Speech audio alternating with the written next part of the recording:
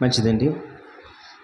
ప్రియమైన దేవుని వాళ్ళారా, మరి దేవాది దేవుడు మనందరిని ప్రేమించి కృప చూపి మన బ్రతుకులు మనకి మరొక అవకాశం ఇచ్చాడు కాబట్టి మరి ఇచ్చిన అవకాశాన్ని వినియోగించుకుందారి. మరి ప్రారంభ ప్రార్థన వజ్రమ్మ గారు ప్రారంభ ప్రార్థన మరి చేయిచుండగా ప్రతి ఒక్కరూ ప్రార్థనలు ఏకీవించాలని ప్రభు పెట్టి మనం చేస్తున్నానండి.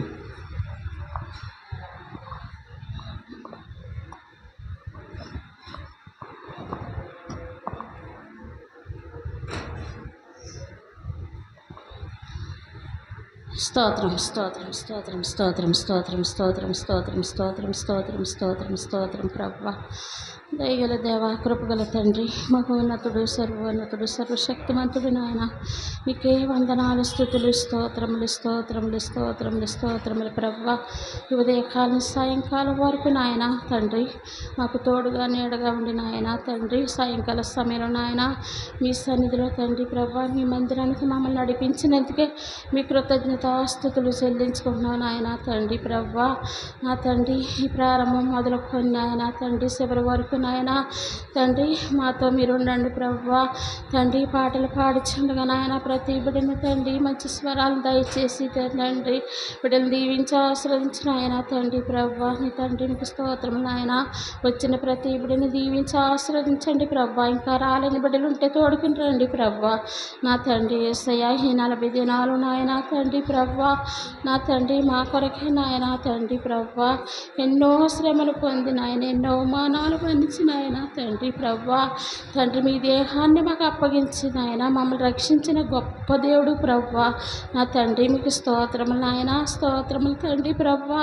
ఈ సిలువ ధ్యాన కొడుకుల్లో నాయన తండ్రి 40 దినాలు తండ్రి ప్రభువా ప్రతి ఒక్కబడి నాయన మీ సన్నిధిని మానకుండగా నాయన మీ సన్నిధానానికి నడిపించినందుకే వందనాలు ప్రభువా. స్తోత్రం నాయన, స్తోత్రం తండ్రి ప్రభువా. మీకు స్తోత్రములు ప్రభువా. మేము పాపులు నాయన, అపరాధులు తండ్రి, మేము చేసిన పాపములు క్షమించిన ఆయన క్షమించి తండ్రి ప్రభువా. తండ్రి యేసయ్య అపరాధములు క్షమించిన ఆయన దోషములు మన్నించి తండ్రి మీ ఆత్మత మమ్మల్ని నింపండి నాయన తండ్రి. మీకు స్తోత్రములు నాయన, స్తోత్రములు ప్రభువా. యేసయ్య తండ్రి ప్రభువా, తండ్రి యేసయ్య కృపగల తండ్రి, దయగల దేవా మీకు వందనాలు నాయన తండ్రి ప్రభువా. తండ్రి ఆరాధన మొదలుకొని నాయన చివరి వరకు నాయన మాతో మీరు మాట్లాడండి నాయన. ఏ వాక్యం అయితే తండ్రి ప్రభువా మా కొరకు సిద్ధపరిచి ఇచ్చారు నాయన తండ్రి ప్రభువా. మీకు స్తోత్రములు నాయన తండ్రి. వాక్యాన్ని విని గ్రహించే మనసును జ్ఞానాన్ని దయచేయండి తండ్రి. ప్రతి దినదినం నాయన వాక్యం తండ్రి ప్రభువా మా కొరకే నాయన తండ్రి ఎంతగానో ప్రభువా. నా తండ్రి మీ దైవజనం ద్వారా నాయన ప్రభువా మాతో మీరు మాట్లాడుచున్న తండ్రి మీకు స్తోత్రములు నాయన, స్తోత్రములు ప్రభువా. తండ్రి యేసయ్య మీ వాక్యం ద్వారా నాయన మీ బలమును శక్తిని మేము పొందుకునే కృపను దయచేయండి తండ్రి. మీకు స్తోత్రములు నాయన. మేము తండ్రి యేసయ్య మాతో మాట్లాడండి నాయన తండ్రి. మీ కృపతో నింపండి నాయన, మీ ఆత్మతో నింపండి తండ్రి యేసయ్య. మా ఆత్మను బలపరచండి నాయన తండ్రి. మీకు స్తోత్రములు నాయన తండ్రి. మీరు ఇచ్చిన గొప్ప సమయాన్ని బట్టి మీకు వేలాది స్తుతులు, స్తోత్రములు స్తోత్రములు నాయన. మీ సిలువ చాటును మమ్మల్ని మరుగుపరచండి తండ్రి. మీకు స్తోత్రములు నాయన. యేసయ్య ఏ బిడ్డలైతే ఏ అవసరం కోసం తండ్రి ప్రభువా వచ్చి ఉన్నారో తండ్రి మీకు తెలుసు ప్రభువా. తండ్రి మీకు స్తోత్రం నాయన. హృదయాంతరంగంలో ఎరిగిన దేవుడు నాయన తండ్రి. మా ఆలోచనలు మా తలంపులు అన్నీ నాయన తండ్రి మీకు తెలుసు ప్రభువా. నా తండ్రి ప్రతి బిడ్డ అవసరతలు తీర్చండి నాయన తండ్రి. ఆశగల ప్రాణాన్ని తృప్తిపరిచే దేవుడు నాయన తండ్రి. ఏ బిడ్డలైతే నాయన ఏ ఆశ కలిగి ఉన్నారో తండ్రి ప్రతి బిడ్డతో మీరు మాట్లాడండి నాయన. ప్రతి బిడ్డని దర్శించండి తండ్రి, దర్శించండి ప్రభువా. నా దేవా మీకు వందనాలు నాయన తండ్రి యేసయ్య తండ్రి. శుక్రవారం నాయన తండ్రి ప్రభువా గుడ్ ఫ్రైడే రోజు నాయన తండ్రి వాక్యానికి సిద్ధపడిన తండ్రి ప్రతి బిడ్డతో మీరు మాట్లాడండి నాయన తండ్రి. మీకు స్తోత్రం నాయన. ప్రార్థనలోను వాక్యంలోను పాటల్లోను నాయన తండ్రి ప్రభువా మీ ఆత్మతో నింపండి తండ్రి. ప్రతి బిడ్డ మనసు నాయన తండ్రి మీ వైపుకి చూస్తూ నాయన తండ్రి ప్రభువా. నా తండ్రి యేసయ్య తండ్రి మీ సన్నిధిలో నాయన తండ్రి రోజు రోజంతా గడపడానికి నాయన తండ్రి కృప చూపండి ప్రభా తండ్రి యేసయ్య మీకు వందనాలు నాయన తండ్రి మీకు వందనాలు స్తుతులు స్తోత్రములు స్తోత్రములు స్తోత్రములు ప్రభా నా తండ్రి యేసయ్య గొప్ప దేవుడా మీకు వందనాలు నాయన సర్వశక్తిమంతుడా మీకు స్తోత్రములు స్తోత్రములు స్తోత్రములు నాయన వచ్చిన ప్రతి బిడ్డని దీవించి ఆశీర్వదించండి తండ్రి ప్రభా దైవజనులు ఆయన ప్రసోదయ్య గారిని తండ్రి ప్రభా తండ్రి యేసయ్య తండ్రి ఏ వాక్యం అయితే మాకు చెప్పబోచున్నారో నాయన తండ్రి మీరు మాట్లాడండి నాయన తండ్రి ప్రతి ఒక్క బిడ్డ హృదయాన్ని తెరవండి తండ్రి మీకు స్తోత్రం నాయన ఇక్కడ కూడి ఉన్న ప్రతి బిడ్డతో మీరు మాట్లాడండి నాయన తండ్రి ప్రభా మీ ఆత్మతో నింపండి ప్రభా నా తండ్రి మీకు స్తోత్రం నాయన తండ్రి ముఖ్యంగా నాయన ఎవరిని బిడ్డలు ఉన్నారు ప్రభా ప్రతి బిడ్డని మార్చండి నాయన తండ్రి యేసయ్య ప్రతి బిడ్డ తండ్రి ప్రభా మీ సన్నిధికి వచ్చి నాయన తండ్రి మీ వాక్యం విని నాయన తండ్రి మీ సన్నిధిలో వాడబడే కృపను దయచేయి నాయన తండ్రి మీ చిత్తం తండ్రి ప్రభా తండ్రి యేసయ్య ప్రతి బిడ్డ పట్ల నాయన మీ చిత్తం నెరవేర్చి నాయన తండ్రి ప్రభా గర్భం లేనట్టు వారు ఉన్నారు తండ్రి గర్భఫలాలు దయచేయండి తండ్రి మీకు స్తోత్రములు నాయన తండ్రి యేసయ్య తండ్రి ప్రభ ఎంతగానో తండ్రి సంఘం అంతా ప్రార్థిస్తుంది ప్రభా నా తండ్రి ప్రభా వారి గర్భాలు తెలిసి నాయన తండ్రి ప్రభా వారి తండ్రి ప్రభా సంతోషంగా నాయన తండ్రి మీ సన్నిధిలో సాక్ష్యం చెప్పుకునే కృపను దయచేయండి నాయన నా తండ్రి మీకు స్తోత్రములు నాయన స్తోత్రములు ప్రభా నా దేవా తండ్రి యేసయ్య తండ్రి వివాహం కావాల్సిన బిడ్డలు ఉన్నారు ప్రభా తండ్రి బిడ్డలు జ్ఞాపకం చేసుకో తండ్రి మీ చిత్తం ప్రభా వారి జీవితాల్లో మీ చిత్తం నెరవేర్చి నాయన తండ్రి మీకు స్తోత్రములు నాయన తండ్రి యేసయ్య తండ్రి ప్రభా ఏ శ్రాధరాధనలో కూడా మీరు ఉండి నడిపించండి తండ్రి ప్రభా నా తండ్రి మీకు స్తోత్రం నాయన మీరే తోడుగా నీడగా ఉండి సహాయం దయచేసి ఈ ఆరాధన అంతట్లోనే మీరు ఉండి ప్రభా మా సంఘాన్ని ఇంకా బలపరిచి దీవించి ఆశీర్వదించమని ఈ దీనరాలు ప్రార్థన మీ సన్నిధానానికి చేర్చుకొని మేము చేసిన ప్రార్థనలో తప్పులు పొరపాటు ఉంటే క్షమించమని నజరుడైన యేసుక్రీస్తు నామమున మిక్కిలి పాపని బ్రతిమాలు వేడుకుంటున్నాను పరమ తండ్రి ఆమేన్ ఆమేన్ ఆమేన్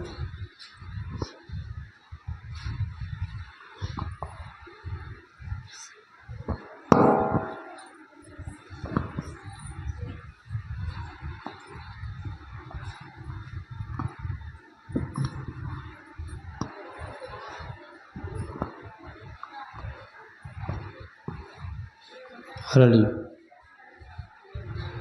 దేవుని స్తుతించుడి ఎల్లప్పుడు దేవుని స్తుతించుడి ఆ దేవుని స్తుతించుడి ఎల్లప్పుడు దేవుని స్తుతించుడి ఆయన బలమును ప్రసిద్ధి చేయు ఆయన బలమును ప్రసిద్ధి చేయు ఆకాశ విశాలమందు ఆకాశ విశాలమందు ఎలా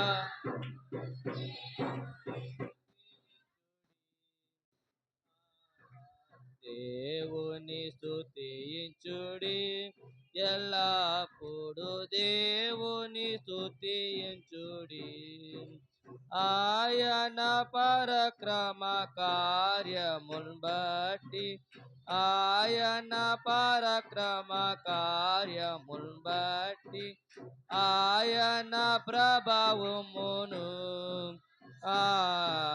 ఆయన ప్రభావమును ఎల్లప్పుడు దేవుని స్తుతించుడి దేవుని స్తుతించుడి ఎల్లప్పుడు దేవుని స్తుతించుడి తంబురతోను నాట్యముతోను తంబురతోను నాట్యముతోను తంతి వైజములతో తంతి వైజములతో ఎల్లప్పుడు దేవుని స్తుతించుడి దేవుని స్తుతించుడి ఎల్లప్పుడు దేవుని స్తుతించుడి హల్లెలూయా.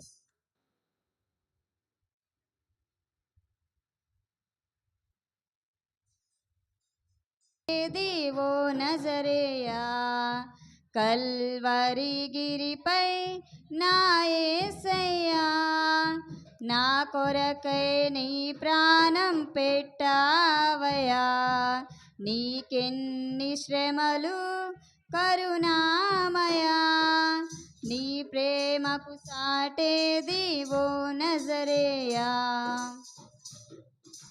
కాళ్ళకు మేకులు కొట్టిరా తలపై ముళ్ళ కిరీటమా నేరమే ఏమీ లేకనే అయ్యో ఇంతటి ఘోరమా కాళ్ళకు మేకులు కొట్టిరా తలపై ముళ్ళ కిరీటమా నేరమే ఏమీ లేకనే అయ్యో ఇంతటి ఘోరమా మా పాప భారం మోసావయా మా కొరకై సిలువ మరణమొందావయా నీకెన్ని శ్రమలు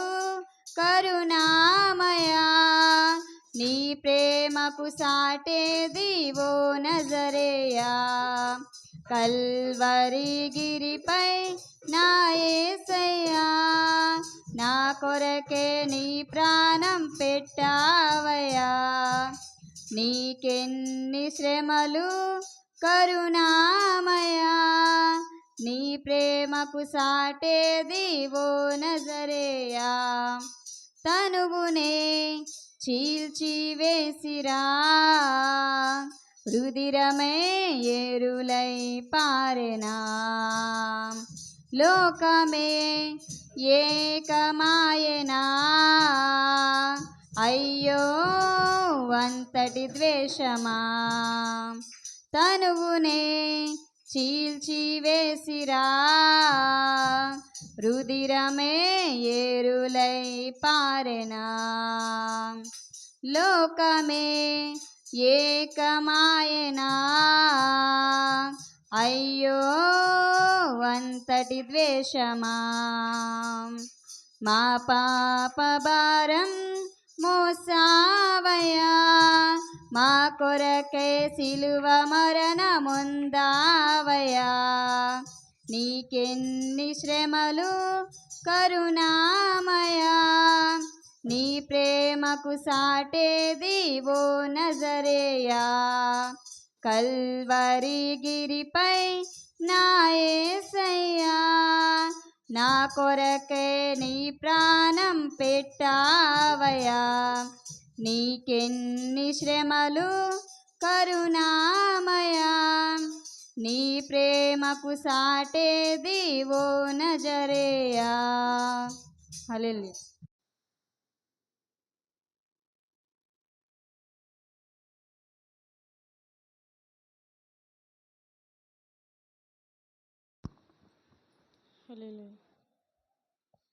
యేసు నిత్యాగమయే నా పాప శిక్షకై యేసు నిత్యాగమే నా పాప శిక్షకై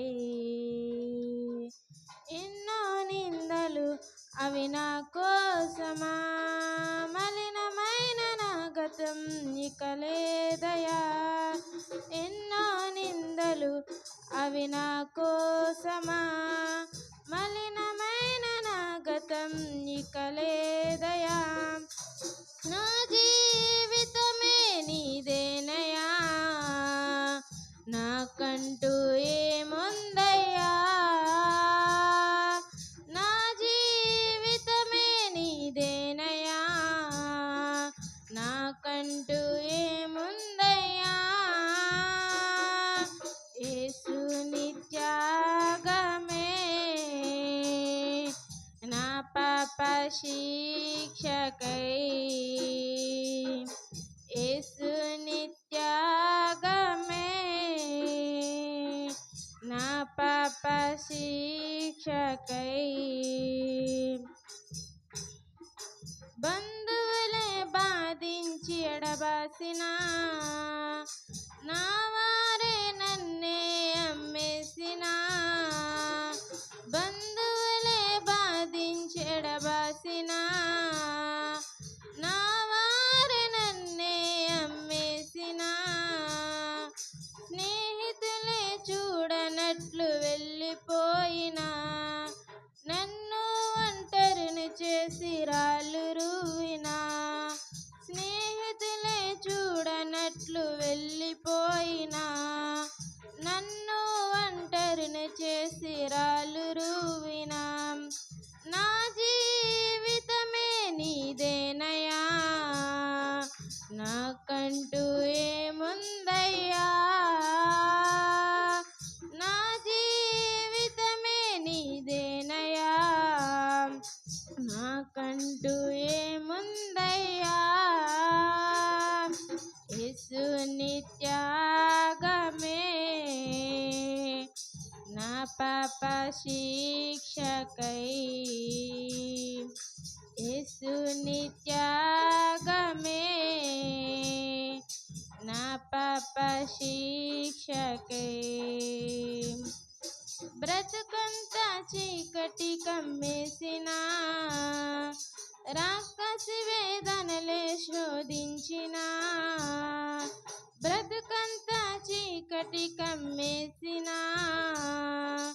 రాక్షసి వేదనలే శోధించిన రోదనలే రోగమై వేధించిన మరణాలు విలయాలు కబిలించిన రోదనలే రోగమై వేధించిన మరణాలు విలయాలు కబిలించిన నా జీవితమే నీదేనయా నాకంటూ ఏముందయ్యా నా జీవితమే నీదేనయా నాకంటూ ఏముందయ్యా యేసు నిత్యాగమే నా పాప శిక్షకై యేసు నిత్యాగమే నా పాప శిక్షకై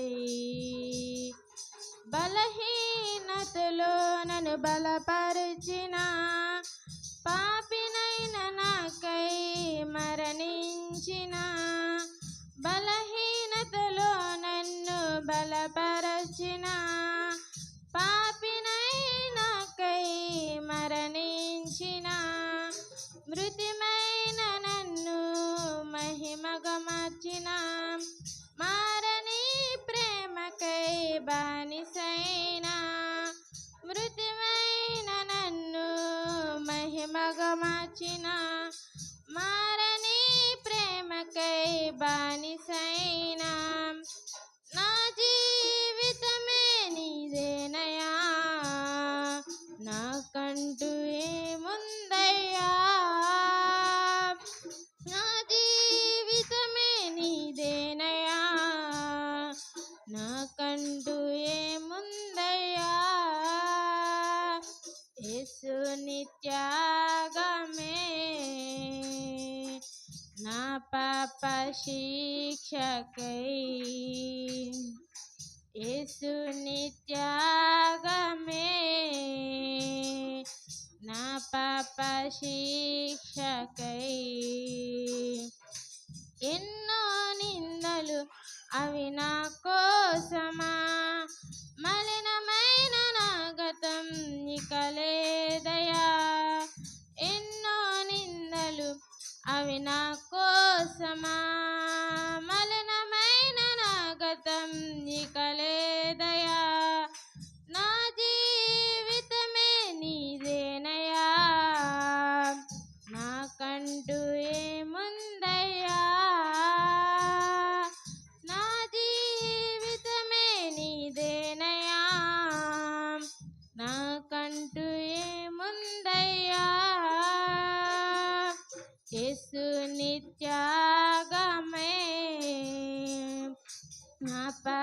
శిక్షకై యేసుని త్యాగమే నా పాప శిక్షకై. హల్లెలూయా.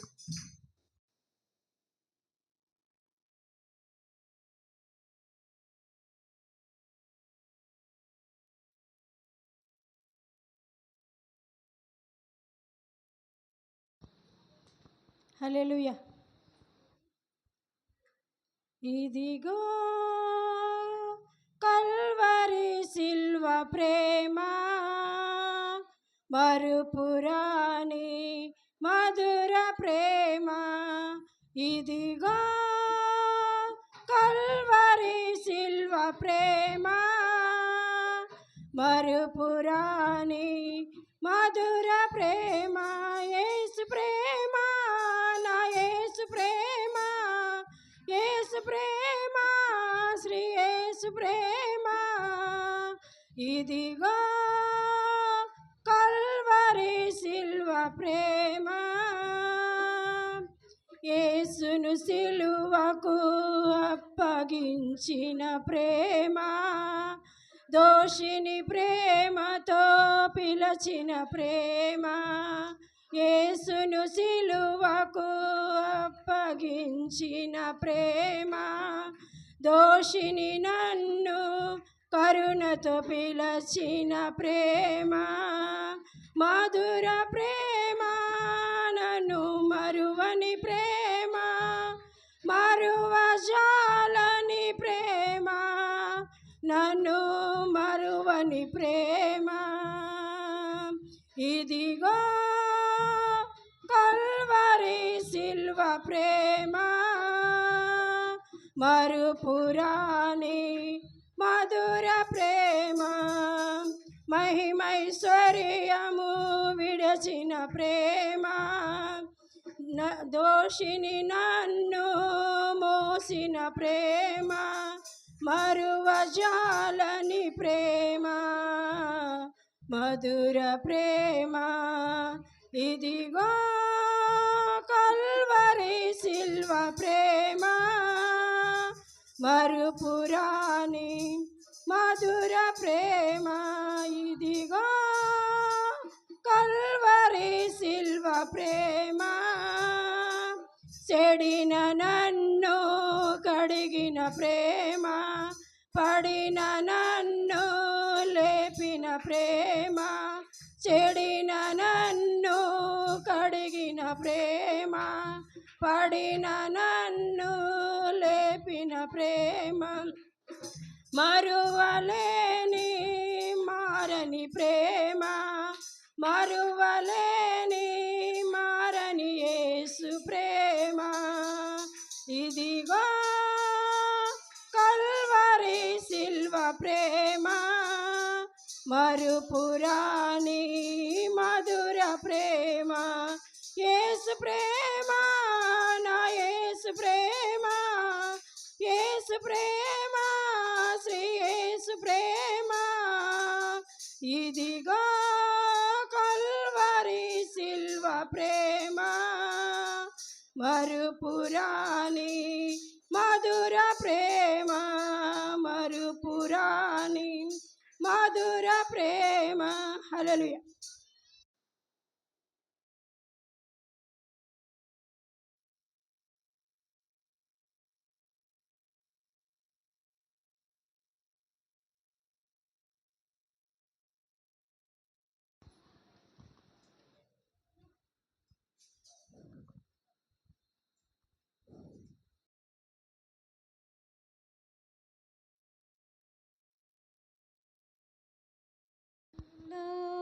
గమ్యంబు ఏదో ఒకసారి యోసించవా, ఈనాడే నీవు ప్రభు యేసు కొరకు నీ హృదయమర్పింపవా. నీ జీవితములో గమ్యంబు ఏదో ఒకసారి యోసించవా, ఈనాడే నీవు ప్రభుయేసు కొరకు నీ హృదయమర్పింపవా. ఈనాడే నీవు ప్రభుయేసు కొరకు నీ హృదయమర్పించవా. నీ తల్లి గర్భాన నుండినప్పుడే నిన్ను చూసే ప్రభు కన్నులు. నీ తల్లి గర్భాన నుండినప్పుడే నిన్ను చూసి ప్రభు కన్నులు. యోసించినావా ఏ రీతి నిన్ను నిర్మించే తన చేతులు. యోసించినావా ఏ రీతి నిన్ను నిర్మించే తన చేతులు. నీ జీవితములో గమ్యంబు ఏదో ఒకసారి యోసించవా. ఈనాడే నీవు ప్రభుయేసు కొరకు నీ హృదయమర్పించవా. నీ హృదయమర్పించవా. తన చేతిలందు రుధిరాంబుధారల్ స్రవించి నీ కోసమే. తన చేతులందు రుధిరాంబుధారల్ స్రవించు నీ కోసమే. భరించే శిక్ష నీ కోసమేగా ఒకసారి యోసించవా. భరించే శిక్ష నీ కోసమేగా ఒకసారి యోసించవా. నీ జీవితంలో గమ్యంబు ఏదో ఒకసారి యోసించవా. ఈనాడే నీవు ప్రభుయేసు కొరకు నీ హృదయమర్పించవా. నీ హృదయమర్పించవా. నీలోన తాను నివసింపగోరి దినమెల్ల చేజాచెను. నీలోన తాను నివసింపగోరి దినమెల్ల చేజాచెను. హృదయాంపు తలుపు తెరవంగలేవా యేసు ప్రవేశింపను. హృదయాంపు తలుపు తెరవంగలేవా యేసు ప్రవేశింపను. నీ జీవితములో గమ్యంబు ఏదో ఒకసారి యోసించవా. ఈనాడే నీవు ప్రభుయేసు కొరకు నీ హృదయమర్పించవా. నీ హృదయమర్పించవా. ప్రభుయేసు నిన్ను దర్శించునట్టి సమయాంబు ఈనాడేగా. ప్రభుయేసు నిన్ను దర్శించునట్టి సమయాంబు ఈనాడేగా. ఈ చోట నుండి ప్రభుయేసు లేఖ పోబోకుము సోదరా. ఈ చోట నుండి ప్రభుయేసు లేఖ పోబోకుము సోదరా. నీ జీవితములో గమ్యంబు ఏదో ఒకసారి యోచించవా ఈనాడే నీవు ప్రభు యేసు కొరకు నీ హృదయమర్పించవా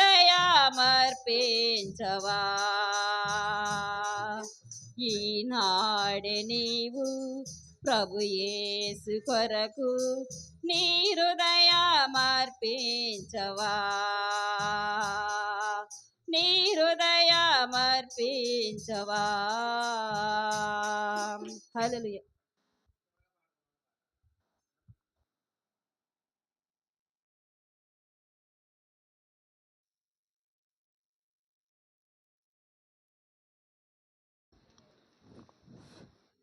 హల్లెలూయా హల్లెలూయా. దేవాతి దేవుడు మహోపకారుడు మహత్యము గల మహారాజు. దేవాతి దేవుడు మహోపకారుడు మహత్యము గల మహారాజు.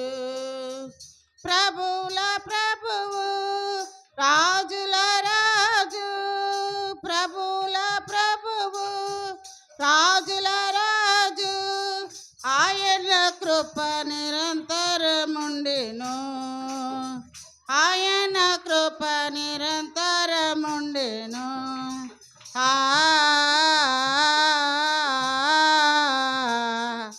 ఆ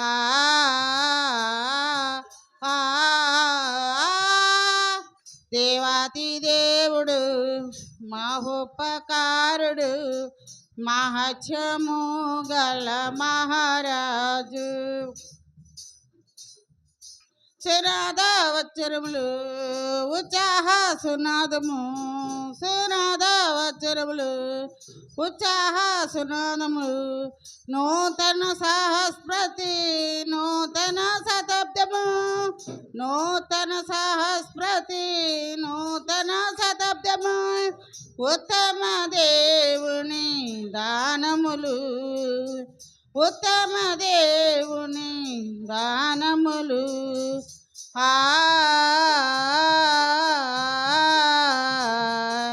ఆ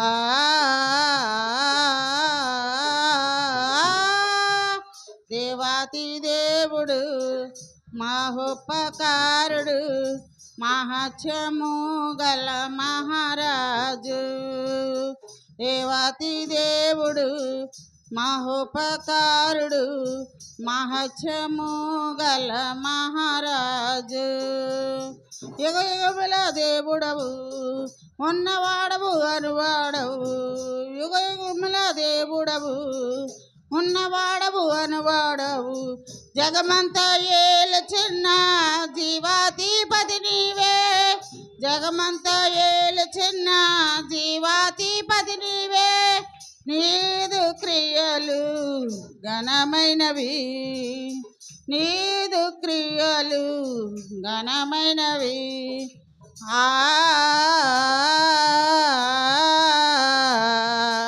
ఆ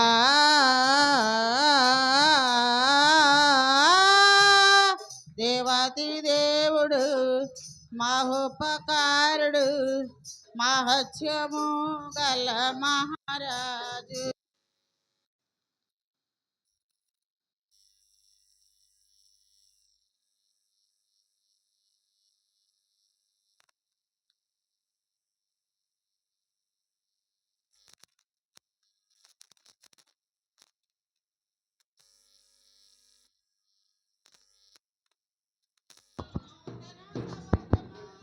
ఉత్తమ దేవుని దానములు ఉత్తమ దేవుని దానములు.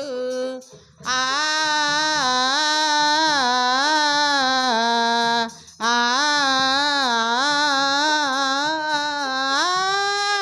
దేవాతి దేవుడు మహోపకారుడు మహత్యము గల మహారాజు. ప్రభుల ప్రభువు రాజుల రాజు ప్రభుల ప్రభువు రాజుల రాజు ఆయన కృప నిరంతరముండెను ఆయన కృప నిరంతరముండెను. ఆ ఆ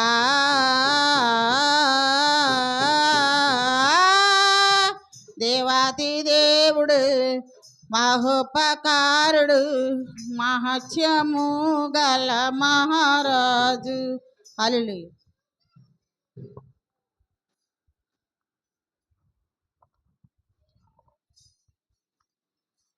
మంచిదండి. ప్రేమ దేవుని వల్లారా, మరి ఇంతవరకు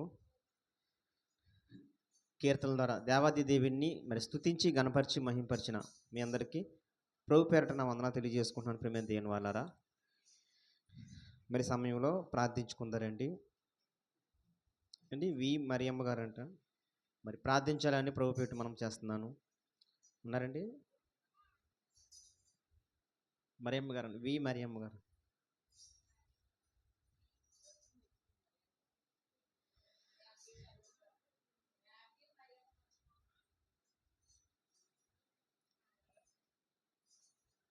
సరే, రాకపోతే ఎవరు ఒకరు వచ్చి ప్రార్థన చేయండి అమ్మా.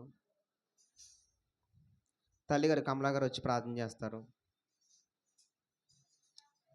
బయట సరే, లేఖన భాగం చదువుకుంటారండి సమయంలో పోని. సరే సరే, లేఖన భాగం చదువుకుందారండి. మరి సమయంలో లేఖన భాగం చదువుకుందారు. పిలిపి పత్రిక అండి, 3వ అధ్యాయము 1 నుంచి 21 వచనం దాకా చదువుకుందారండి. పిలిపి పత్రిక 3వ అధ్యాయము 1 నుంచి 21 వచనం దాకా చదువుకుందారే. వర్షిణి గారు ఉన్నారండి?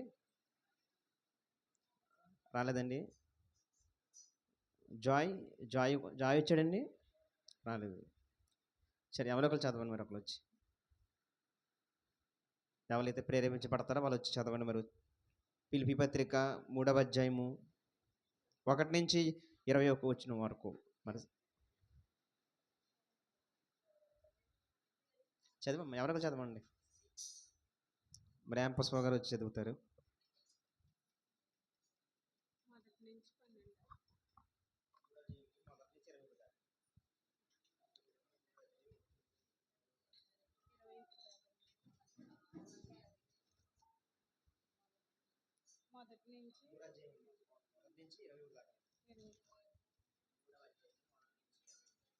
ఫిలిప్పీలు రాసిన పత్రిక 3వ అధ్యాయం 1 నుంచి 21. మెట్టుకు నా సహోదరులారా, ప్రభువునందు ఆనందించుడి. అదే సంగతులను మీకు వ్రాయుట నాకు కష్టమైనది కాదు, మీకు అది క్షేమకరము. కుక్కల విషయమై జాగ్రత్తగా ఉండుడి, దుష్టులైన పని వారి విషయమై జాగ్రత్తగా ఉండుడి, ఈ ఛేదనను ఆచరించు వారి విషయమై జాగ్రత్తగా ఉండుడి. ఎందుకనగా శరీరమును ఆస్పదమును చేసుకొనక దేవుని యొక్క ఆత్మ వలన ఆరాధించుచు క్రీస్తు యేసునందు అతిశయపడుచున్న మనమే సున్నతి ఆచరించువారము. కావలియునంటే నా శరీరమును ఆస్పదమును చేసుకొనవచ్చును. మరి ఎవడైనను శరీరమును ఆస్పదము చేసుకొనదలచిన ఎడల నేను మరీ ఎక్కువగా చేసుకొనవచ్చును. 8వ దినమున సున్నతి పొందితిని. ఇశ్రాయేలు వంశపు వాడనై బెన్యామీను గోత్రములో పుట్టి హెబ్రీయుల సంతానమైన హెబ్రీయుడినై ధర్మశాస్త్ర విషయము పరిసయుడినై ఆసక్తి విషయము సంఘమును హింసించువాడనై ధర్మశాస్త్రము వలని నీతి విషయము అనింద్యుడనై ఉంటిని.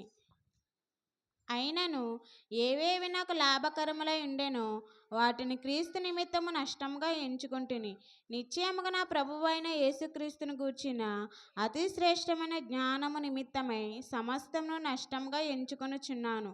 క్రీస్తును సంపాదించుకుని ధర్మశాస్త్ర మూలమైన నా నీతిని గాక క్రీస్తునందలి విశ్వాసం వలనైన నీతి, అనగా విశ్వాసమును బట్టి దేవుడు అనుగ్రహించు నీతి గలవాడనై ఆయన యందు అగపడు నిమిత్తమును ఏ విధము చేతనైనను మృతుల్లో నుండి నాకు పునరుత్థానం కలుగవలనని ఆయన మరణ విషయములో సమానుభావం కలవాడనై ఆయన పునరుత్థాన బలమును ఎరుగు నిమిత్తమును ఆయన శ్రమలలో పాలువాడగుట ఎట్టిదో ఎరుగు నిమిత్తమును సమస్తమును నష్టపరుచుకుని వాటిని పెంటతో సమానముగా ఎంచుకొనుచున్నాను. ఇదివరకే నేను గెలిచినైనను, ఇదివరకే సంపూర్ణ సిద్ధి పొందితినైనను నేను అనుకుంటలేదు గాని, నేను దేని నిమిత్తము క్రీస్తు యేసు చేత పట్టబడుతునో దానిని పట్టుకొనని పరిగెత్తుచున్నాను. సహోదరులారా, నేను ఇదివరకే పట్టుకొని ఉన్నానని తలంచుకొనును.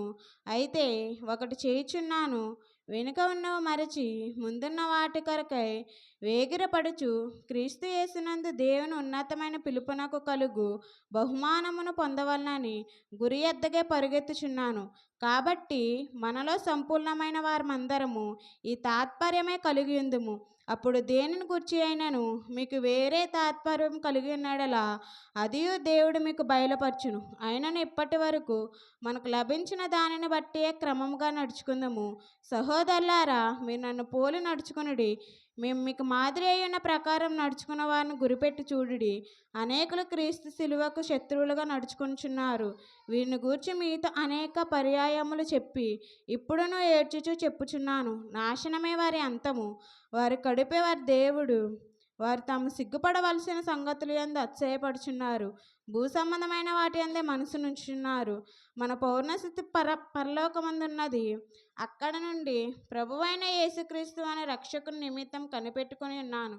సమస్తమును తనకు లోపరుచుకొని జాలిన శక్తిని బట్టి ఆయన మన దీన శరీరము తన మహిమగల శరీరముకు సమరూపం కలదానిగా మార్చును. ఈ పరిశుద్ధ వాక్యం దేవుడించును.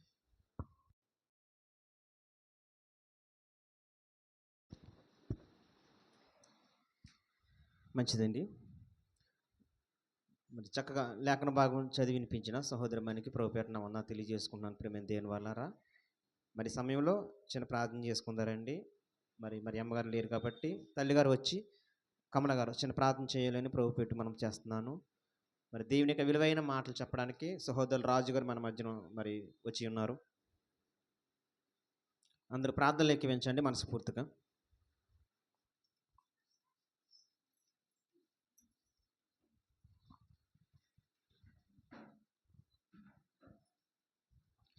ప్రార్థన చేసు. సకలాశీర్వాదాలకు కారణభూతుడైన మా ప్రియ పరమ తండ్రి, నీ ఘనమైన పరిశుద్ధమైన నామమునకు వందనాలు, స్తుతులు, స్తోత్రాలు ప్రభా.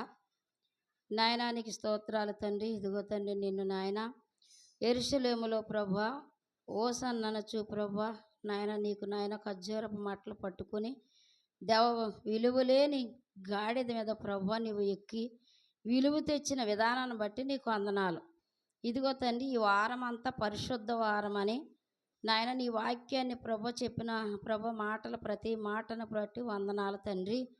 నాయన రాత్రి అయితే అంజూరపు నాయన చెట్టు ఏ రీతిగా నాయన ఉంటుందో నా ఎంతగానో వివరించి చెప్పిన ఆ అనూకు గారు అయ్యగారిని బట్టి నీకు వందనాలు నా తండ్రి. నీకు స్తోత్రములు మరి ఈ దినమన ఇదిగో తండ్రి ప్రసాద్ అయ్య గారితో ఏమైతే నాయన మాట్లాడుతున్నావు తండ్రి, ప్రతి మాట తండ్రి ఎంతగానో నీకు స్తోత్రములు. చెప్పిన మాట అర్థమయ్యేటట్లుగా చెప్తున్నారు తండ్రి. ప్రతి మాట మేము నాయన దాని తండ్రి అర్థం చేసుకుని దేవ హృదయంలో నీ వాక్యం అనే మాటను నాటింపబడుటకు నీ కృపను దయచేయండి.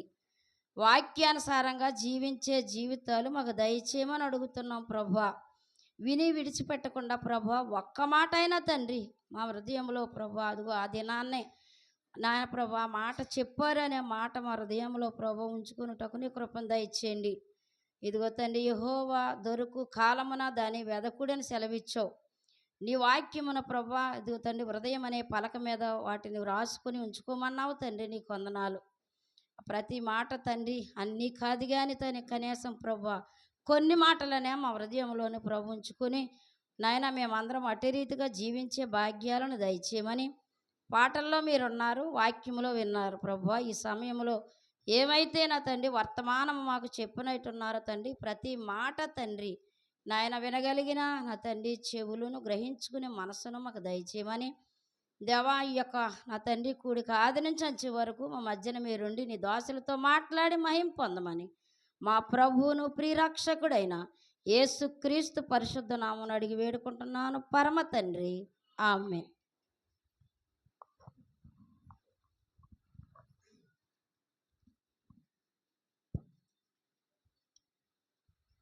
మంచిదండి.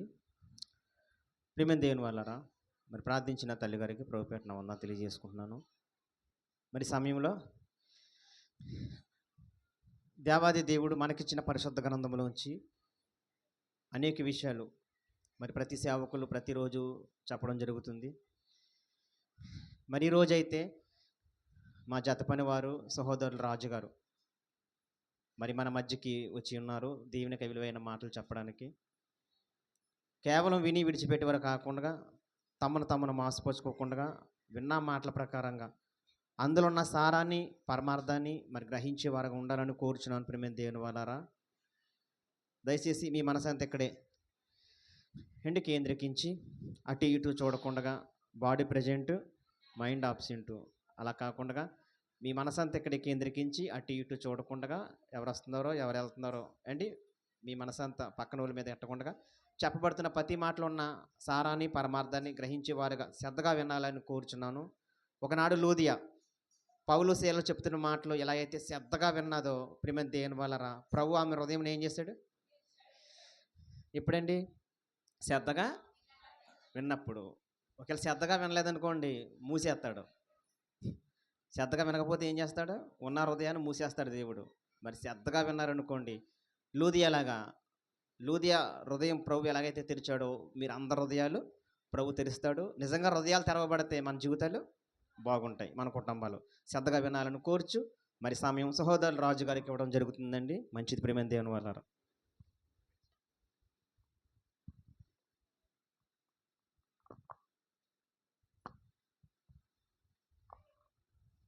ప్రార్థన చేసుకుందామండి.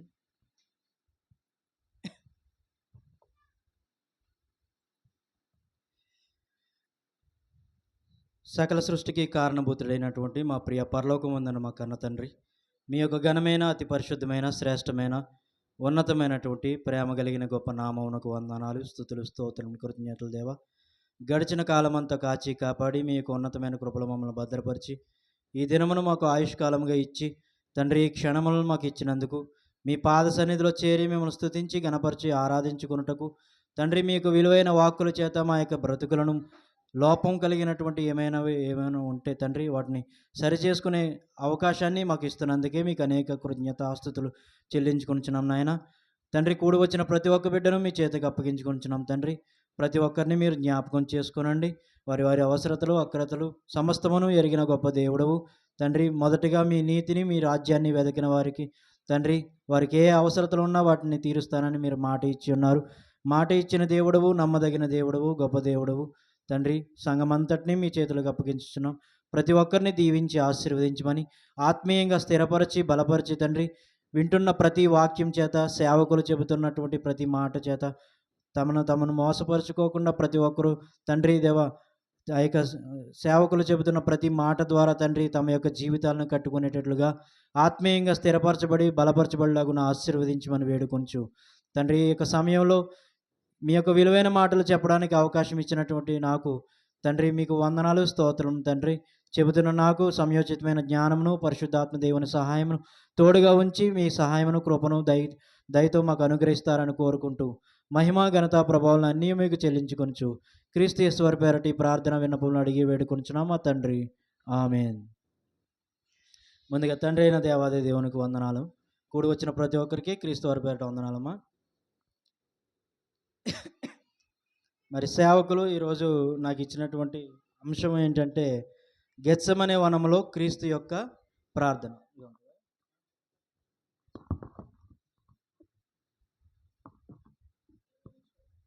గెత్సెమనే వనంలో క్రీస్తు యొక్క ప్రార్థన.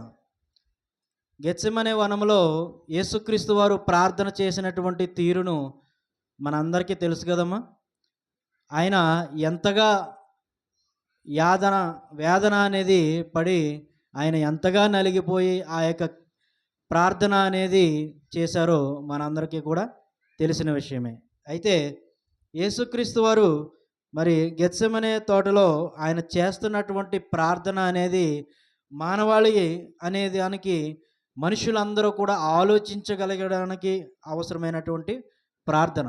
ఆ యొక్క ప్రార్థన గురించి మనం ఆలోచించినప్పుడు నిజంగా అందులో ఉన్నటువంటి భావాన్ని, ఆయన పడుతున్నటువంటి ఆ యొక్క వేదనను, ఆయన ప్రార్థనలో ఉన్నటువంటి ఆ యొక్క దుఃఖభరితమైనటువంటి ప్రార్థనను మనం ఆలోచించగలిగితే కనుక మరి దేవుడు మన యొక్క జీవితాలను మనము ఈ లోకంలో ఉన్నప్పుడు క్రీస్తు వైపు చూడకుండా లోకం వైపు చూస్తూ ఆయన ఎంత దుఃఖంతో ఆ యొక్క ప్రార్థన చేశాడో, ఎటువంటి బాధ్యత, ఎటువంటి ఆలోచనతో ప్రార్థన చేశాడో అర్థం చేసుకోకపోతే ఈ లోకంలో ఉన్నంతసేపు కూడా ఆ ప్రార్థన గురించి మనకి అర్థం కాదు.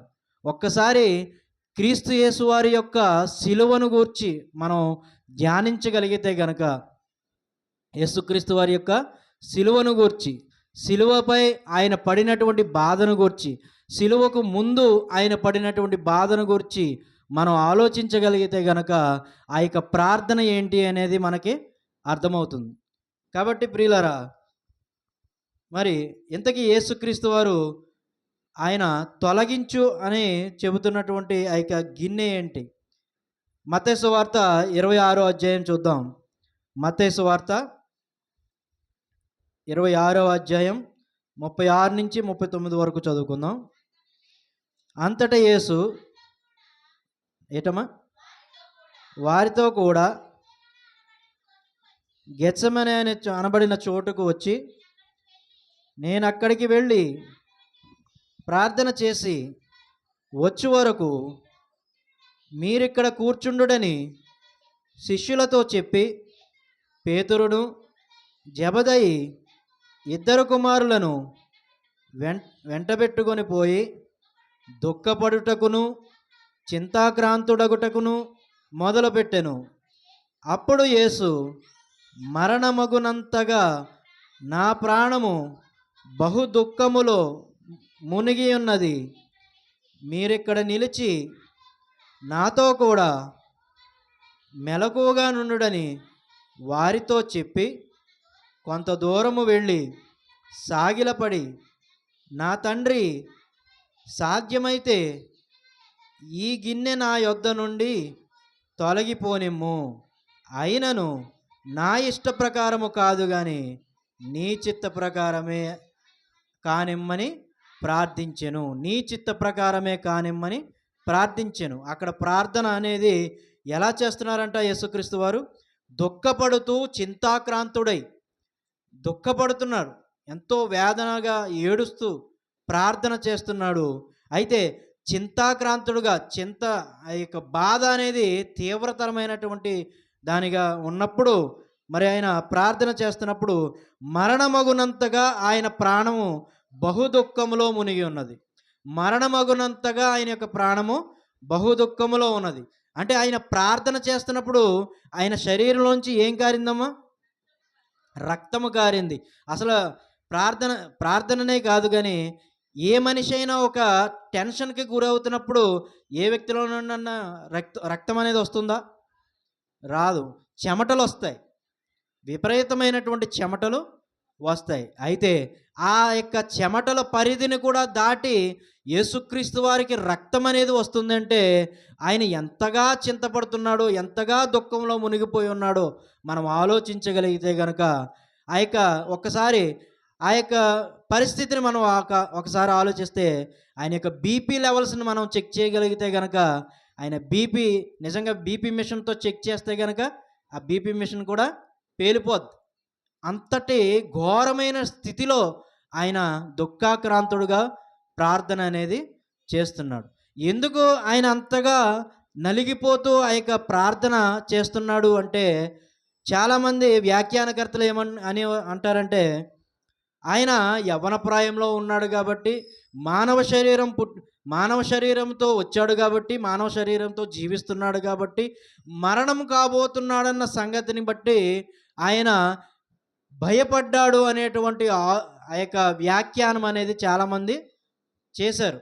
అయితే ఆయన చేసినటువంటి వ్యాఖ్యానం, క్షమించండి, అనేకులు చేసినటువంటి వ్యాఖ్యానం మాదిరిగా కాదు కానీ దేవుడు ఆయన బాధపడుతున్న దానికి, ఆయన దుఃఖపడుతున్న దానికి చాలా పెద్ద కారణం అనేది ఉంది.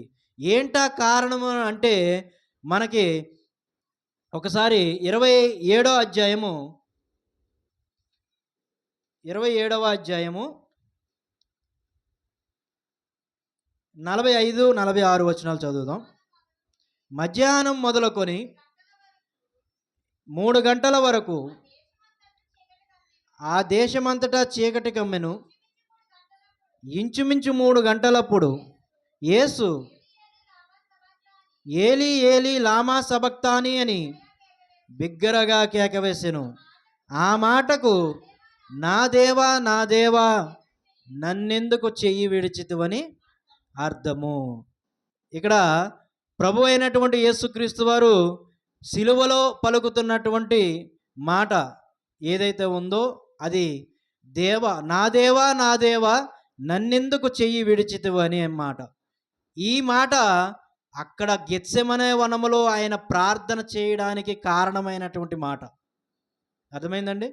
అక్కడ ఆయన అంతగా ఎందుకు నలిగిపోతున్నాడంటే, ఇదిగో ఆయన యొక్క శిష్యులుగా ఉన్నవారు కానీ, ఆయనతో సహవాసం చేసి ఆయన యొక్క మేలులు అనుభవించినటువంటి జనాంగం ఎవరైతే ఉన్నారో వారు కానీ, వారి యొక్క కుటుంబీకులు కానీ, ఎవరైనా వీళ్ళందరూ కూడా దేవునితో సహవాసం చేసిన రోజులు కూడా ఆయనతో సహవాసం చేస్తూ, ఆయనతో వాక్యాన్ని పంచుకుంటూ, వాక్యాన్ని వినుచు, ఆయన యొక్క చేస్తున్నటువంటి మేలులను అనుభవిస్తూ, ఆయన యొక్క సూచన క్రియలను తిలకిస్తూ వాళ్ళు బ్రతికారు. అయితే ఆయన ఆ సమయంలో గెత్సెమనే వనములో ప్రార్థన చేస్తున్న కారణంలో అప్పటికి ఆయన ఎవరండి? సర్వాంతర్యామి. యేసుక్రీస్తు వారు ఎవరు? సర్వాంతర్యామి. ఆయనకి సమస్తమును తెలుసు. ఎవరి హృదయంలో ఏముందో అంతా కూడా ఆయనకి తెలుసు. అయితే ఆయన పడుతున్న బాధ ఏంటి అంటే, ఇదిగో ప్రభువా, నేను రొట్టెలు పంచిపెట్టినటువంటి ఈ జనాంగం నాతో కూడా రారు. నాకు శిలువ మరణం అవ్వబోతున్నప్పుడు, నన్ను ఈ యొక్క రోమా సైనికులు పట్టుకోబోతున్నప్పుడు కానీ వీళ్ళెవ్వరూ కూడా నాతో పాటు రారు. నన్ను ప్రభువా, నీతో పాటే నేను ఎక్కడికైనా వస్తాను, నీ కొరకు ప్రాణమైనా పెడతానని మాట ఇచ్చినటువంటి పేతురు కానీ, తన హృదయం మీద ఆనుకున్నటువంటి యోహాను వంటి భక్తుడు కానీ, తన మేలులు అనుభవించినటువంటి అనేకమైన జనాంగం కానీ ఎవ్వరూ కూడా నాతో రారయ్యా అని ఆయనకి తెలుసు. ఆయన ప్రార్థనలో ఇంత అర్థం ఉంది. ఎందుకంటే వచ్చారండి పేతురు గారు ఆయన్ని పట్టుకున్నప్పుడు, నేను యేసును ఎరుగనని ముమ్మారు పలికాడు. తనను తాను బొంకుకుంటూ శపించుకుంటూ వెళ్ళిపోయాడు. యోహాను గారంటే అక్కడ మెన్షన్ చేయబడలేదు, కానీ బైబిల్ పండితులు ఏమన్నారంటే ఆ యొక్క వస్త్రాన్ని విడిచి వెళ్ళినటువంటి ఒక పడుచువాడు అని చెప్పేసి అక్కడ బైబిల్లో రాసి ఉంటుంది. అయితే ఆ పడుచువాడు ఎవరయ్యా అంటే యోహాను అనే చాలామంది చెబుతూ ఉంటారు. అయితే ఇంకా ఆయన్ని వెంబడించినటువంటి శిష్యులు కానీ, ఇంకా అనేకమైన జనాంగం ఆయన్ని పట్టుకోవడానికి వచ్చినప్పుడు ఎవరైనా కూడా ఉన్నారండి? యేసుక్రీస్తు వారు కూడా ఎవ్వరూ లేరు. కానీ దేవుడు ఆయనతో ఉన్నాడని ఆయన నమ్మినవాడు, ఆయనతో పాటే ఎల్లప్పుడూ కూడా ఉన్నవాడు. ప్రభువైన యేసుక్రీస్తు వారి కూడా ఆయనతో సహవాసం, దేవునితో సహవాసం చేసినటువంటి వ్యక్తి యేసుక్రీస్తు వారు. తండ్రి యొద్ద నుండి ఆజ్ఞ పుచ్చుకొని, ఇదిగో మానవాళి పాపాల కొరకు నేను ఈ విధంగా బలి అవ్వాలి, ఇది నీ యొక్క సంకల్పం తండ్రి, నీ చిత్తాన్ని నేను నెరవేర్చడానికి వెళ్తాను, వెళ్ళి తప్పకుండా నెరవేరుస్తానని ఆయన ప్రతిభ భూనినప్పుడు ఆయనకి తెలుసు కదా, ఆయన ఆది నుండి కూడా తండ్రి యొక్క సహవాసంలో ఉన్నవాడే కదండి. ఆది నుండి కూడా తండ్రి యొక్క సహవాసంతో ఉన్నవాడే కుమారుడుగా.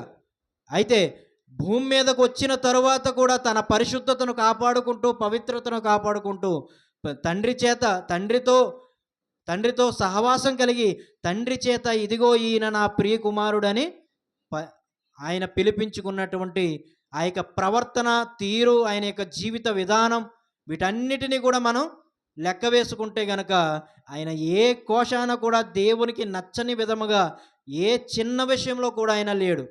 కాబట్టి దేవుని యొక్క సహవాసాన్ని ఒక్క క్షణం కూడా విడిచి ఉండలేనటువంటి ప్రభు అయిన యేసుక్రీస్తు వారు ఆయన చేస్తున్న ప్రార్థనలో అంత దుఃఖం ఎందుకు కలిగి ఉన్నారంటే ఇదిగో తండ్రి విడిచిపెట్టేటువంటి ఒక గడియ రాబోతుంది. ఏంటా గడియ? సిలువలో ఆయన యొక్క ఆయన యొక్క మరణం. ఆ యొక్క మరణ సమయంలో తండ్రి విడిచిపెట్టబోతున్నాడు. ఎందువలన? ఎందుకండి తండ్రి దేవుణ్ణి, ప్రభు అయిన యేసుక్రీస్తు వారిని విడిచిపెట్టబోతున్నాడు? ఎవరికైనా తెలుసా? ఎందువలన? తండ్రి యొక్క సహవాసాన్ని ఆ రోజు ఆ యొక్క శిలువ మీద ఆ యొక్క సహవాసం తెగిపోతుంది అనే సంగతిని ఆయన తెలుసుకున్నాడు కదా. ఎందువలన తండ్రి ఆ సమయంలో విడిచిపెట్టబోతున్నాడంటే నువ్వు నేను చేసినటువంటి పాపాల నిమిత్తం, నువ్వు నేను చేసినటువంటి ఘోరమైనటువంటి తప్పుడు నడకల నిమిత్తం, నువ్వు నేను చేసినటువంటి అనాకాని ఎన్నో దేవునికి నచ్చనటువంటి పనులు చేస్తూ ఘోరమైనటువంటి తప్పులు చేసి బ్రతికినటువంటి సందర్భం నిమిత్తం ఆ రోజున తండ్రి కొడుకుల యొక్క సహవాసం తెగిపోయింది. ఎందువలన? ప్రభు అయిన యేసుక్రీస్తు వారు సిలువను ఎందుకు ఎక్కారు? మన కొరకే కదా, మానవాళి పాపాల కొరకే కదా. ఆయన కొరకు ఎక్కాడా? ఆయన ఏమైనా విహారయాత్రకు వచ్చి ఇక్కడ ఏదో ఒక అద్భుతం, ఒక నన్ను ఇన్స్పిరేషన్గా చెప్పుకోవాలి అనే ఒక సెలబ్రిటీ హోదా కోసం చేశాడా?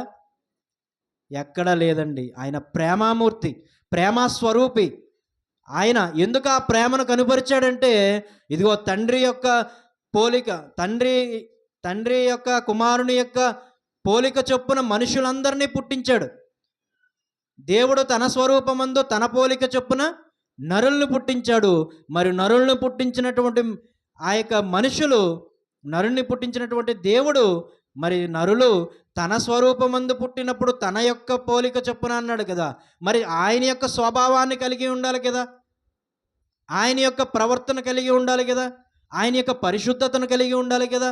మరి ఎందుకు నరులు లేకుండా పోయారు అంటే మరి తన యొక్క స్వభావ సిద్ధమైనటువంటి కోరికలు, స్వభావ సిద్ధమైనటువంటి ఆలోచనలు చొప్పున నడుచుకున్నట్టు చేత ఈ రోజున మనిషి ఘోరమైనటువంటి పతన స్థితిలోనికి వెళ్ళిపోయాడు.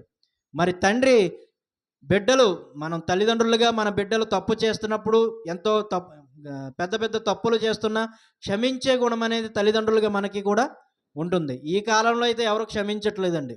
చాలా వరకు కూడా మనిషి యొక్క మైండ్ సెట్ అనేది చాలా వరకు కూడా మారిపోయింది. ఓర్పు నశించిపోతుంది, సహనం ఉండట్లేదు ఎవరిలో కూడా. కానీ మనం నమ్ముకున్న తండ్రి, మనం నమ్ముకున్న దేవుడు, మన యొక్క సృష్టికర్త, మన యొక్క రక్షణకర్త, తండ్రి అయిన దేవుడు తాను ప్రేమస్వరూపి అయి మన కొరకు తన ప్రియ కుమారుణ్ణి ఈ లోకానికి పంపించాడు. తన ప్రియ కుమారుణ్ణి ఈ లోకానికి పంపించి, ఇదిగో కుమారుడా నా చిత్తాన్ని నీవు నెరవేర్చు అన్నప్పుడు, తండ్రి నేను వెళ్తాను, నీ యొక్క ఆజ్ఞను నేను శిరసా వహిస్తానని, నీ చిత్తాన్ని సంపూర్ణంగా నెరవేరుస్తానని, నీ పిల్లలను నీ దగ్గరకు నేను చేరుస్తానని ఆయన మాట ఇచ్చి వచ్చాడు. వచ్చినటువంటి ఆయన ఆ మాట తప్పే ప్రకారంగా ఏదైనా ఒక చిన్న లోపం జరిగిన ఆ ఆజ్ఞ ఏమైపోతుంది? కొలాప్స్ అయిపోతుంది, అది వ్యర్థమైపోతుంది. తండ్రి ఇచ్చిన ఆజ్ఞ వ్యర్థమైపోతుంది. క్రీస్తు యేసు వారు బ్రతికినటువంటి బ్రతుకు సంపూర్ణత పొందకుండా అసంపూర్ణంగా ఉండిపోతుంది. మరి ప్రభు అయిన యేసుక్రీస్తు వారు అంతటి త్యాగానికి ఆయన తలపెట్టినప్పుడు, మరి ఈ లోకానికి వచ్చినప్పుడు మనుషులు ఆయన చేసినటువంటి మేలులను అనుభవించారు, ఆయన చేసినటువంటి అద్భుత కార్యాలను చూశారు, ఎన్నో చూశారు. కానీ ప్రభువైన యేసుక్రీస్తు వారిని ఆ యొక్క గెత్సెమనే వనంలో ప్రార్థనా సమయంలో ఆయన పట్టుకున్నప్పుడు, రోమా సైనికులు వచ్చి ఆయన్ని పట్టుకున్నప్పుడు ఎవరైనా నిలిచారండి దగ్గర? ఎవ్వరూ నిలవలేదు, అందరూ కూడా పారిపోయారు.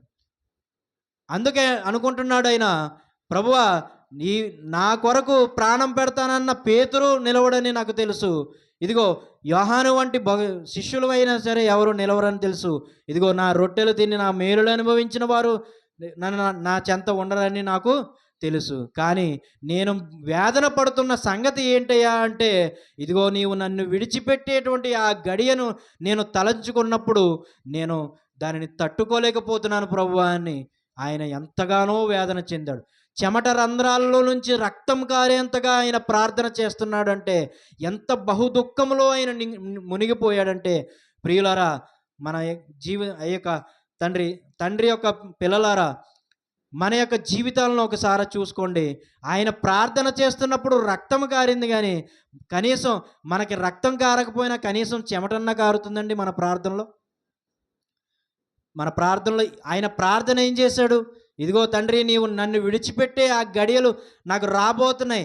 నీ చిత్తమైతే ఈ గిన్నె నా యొద్ద నుండి తొలగించు. నీ చిత్తము కాకపోతే గనక నీ చిత్తాన్ని నెరవేర్చి నన్ను ఆ యొక్క శిలువ మరణానికి తీసుకువెళ్ళు. ఆ తండ్రి విడిచిపెట్టబోతున్న సంగతి కూడా, అది కూడా నీ చిత్తమే. అయ్యో నా తండ్రి, నేను ఆ గడియలు భరించలేను, నా యొద్ద నుండి ఈ మరణాన్ని తీసే, నేను భరించలేను, నువ్వు నన్ను విడిచిపెట్టేస్తే నేను ఆ యొక్క సిలువను భరించలేను నేను అనుకోలేదు ఆయన. అలా అనుకోలేదు. నువ్వు విడిచిపెట్టేస్తే నేను బ్రతకలేను తండ్రి అని. అంటే తండ్రి యొక్క సహవాసం అనేది కుమారుడికి అసలు ఒక్క నిమిషం కూడా, పసిపిల్లలు చూడండి, తల్లిని విడిచి ఒక్క నిమిషం అన్నా ఉండగలరా వాళ్ళు? అస్సలు ఉండలేరండి. అస్సలు ఏడ్చి పెడబొబ్బలు పెట్టేస్తారు. అయితే ప్రభువైన యేసుక్రీస్తు వారు ఆయన పరిశుద్ధుడుగా బ్రతికి, ఆయన దేవునికి ఇష్టడుగా బ్రతికినందువలన ఆయన తిరిగి లేపబడ్డాడు.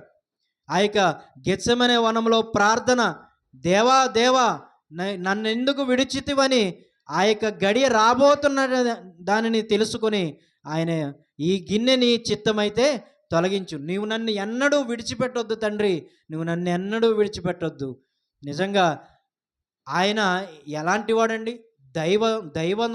దైవత్వం కలిగినటువంటి వ్యక్తి.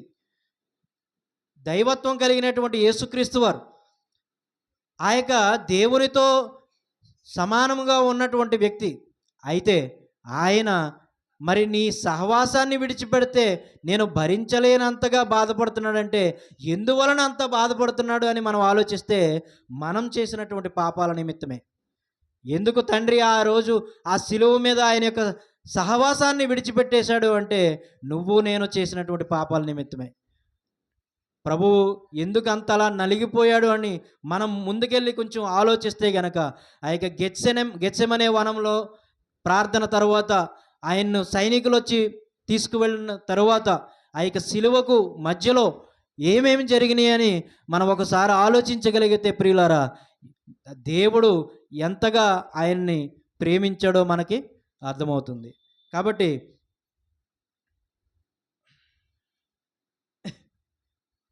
ప్రియులారా, మరి యేసుక్రీస్తు వారిని ఆ యొక్క రోమా సైనికులు వచ్చినప్పుడు, నిజంగా యేసుక్రీస్తు వారు ఆ శిలువ గురించి భయపడితే గనక అక్కడ జరుగుతున్నటువంటి సందర్భం ఏంటంటే, ఆ యొక్క గెత్సెమనే తోటలో ప్రార్థన ముగించుకున్న తర్వాత ఆ యొక్క రోమా సైనికులు వచ్చి యేసుక్రీస్తు వారిని పట్టుకోవడానికి వస్తున్నప్పుడు కూడా యేసుక్రీస్తు వారే ఎదురు వెళ్ళారు.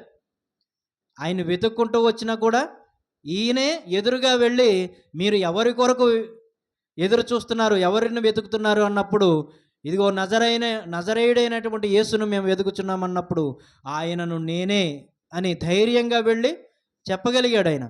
ఆయన అలాంటి సిలువలు 100 ఎక్కడానికి వచ్చాడు. ఆయన 100 అయినా సరే ఎక్కుతాడు. ఎందుకంటే ఆయన వచ్చిందే సిలువపై మరణించడానికి. ఆయన మరణించకపోతే మానవాళికి పాప విమోచన అనేది లేదు. ఆ మానవాళికి పాప విమోచన అనేది లేకపోవడం అనేది దేవుడు తనను తాను క్రయధనముగా అప్పగించుకొనుట చేత మనకి పాప విమోచన అనేది కలుగుతుంది. కాబట్టి ప్రియులారా, మరి ఆ రోజు ఆ యొక్క సైనికులు పట్టుకొని వెళ్ళిపోయిన తర్వాత ఇష్టానుసారంగా ఒక లేడి పిల్ల మీద మృగాలు పడిపోయినట్లుగా ఆయన్ని నలిపేశారండి. ప్రభు అయిన యేసుక్రీస్తు వారిని వస్త్రాలు తీసేసి పిడిగుద్దులు కొట్టి ఆ యొక్క ముఖం మూసేసి ఎన్నో గుద్దులు గుద్దేసి దెబ్బలు కొట్టి, నువ్వు దేవుని కుమారుడు అని చెబుతున్నారు కదా, నువ్వు దేవుని కుమారుడు అని చెప్పుకుంటున్నావు కదా, నువ్వు చూడకుండా చెప్పు, నిన్ను ఎవరు కొట్టింది అని ఆయన్ని హేళన చేసి పాడేశారు. హేళన చేసి గుద్దేసి ఆయన ముఖం మీద ఒకడు వచ్చి కాండ్రించి ఉమ్మివేశాడట. అది కూడా చాలనన్నట్లుగా ఆయన శిరస్సును బాధించడానికి ముళ్ళ కిరీటాన్ని పెట్టారు. ఆ యొక్క ముళ్ళ కిరీటాన్ని పెట్టి తర్వాత ఇంకా ఏం చేశారంటే, ఆయన్ని వస్త్రహీనుణ్ణి చేసి ఆ వస్త్రాన్ని తీసివేసి గోనె వస్త్రాన్ని తొడిగించారంట. ఏమండి, గోనె వస్త్రం ఎలా ఉంటుందండి? గోనె సంచులు తెలుసు కదా మీకు. గోనెని వస్త్రంగా చేసి ఒక దెబ్బ మనకి ఏదైనా దెబ్బ తగిలినప్పుడు దుప్పటి కప్పుకుంటున్నప్పుడు పడుకుంటేనే మనకి అది రేగి రేగి ఎలాగ అనిపిస్తుంది, చాలా బాధాకరంగా అనిపిస్తుంది.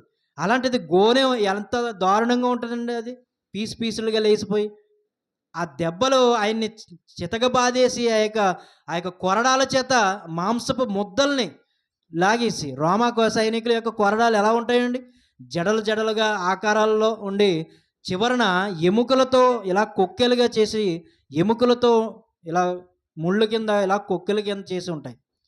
అలాంటి వాటితో చర్మం వీపు మీద వేస్తే చర్మంతో పాటు మాంసపు ముద్దలు కూడా వచ్చేసేవి.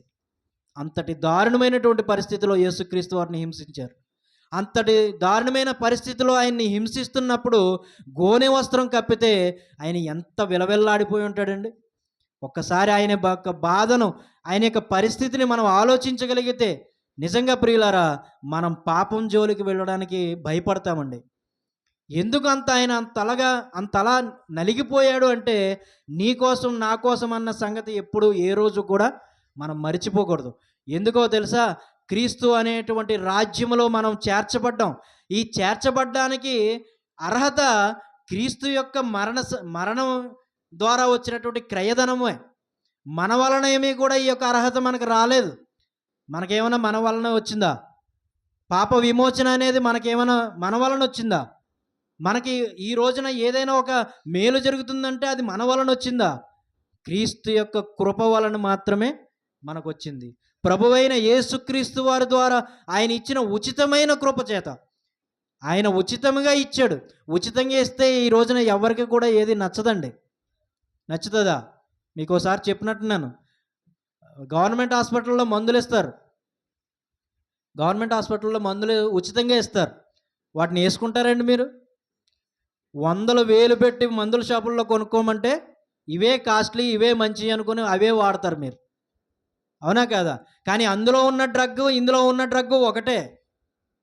అందులో ఉన్న మెడిసిన్, ఇందులో ఉన్న మెడిసిన్ కూడా ఒకే మోతాదు, ఒకటే.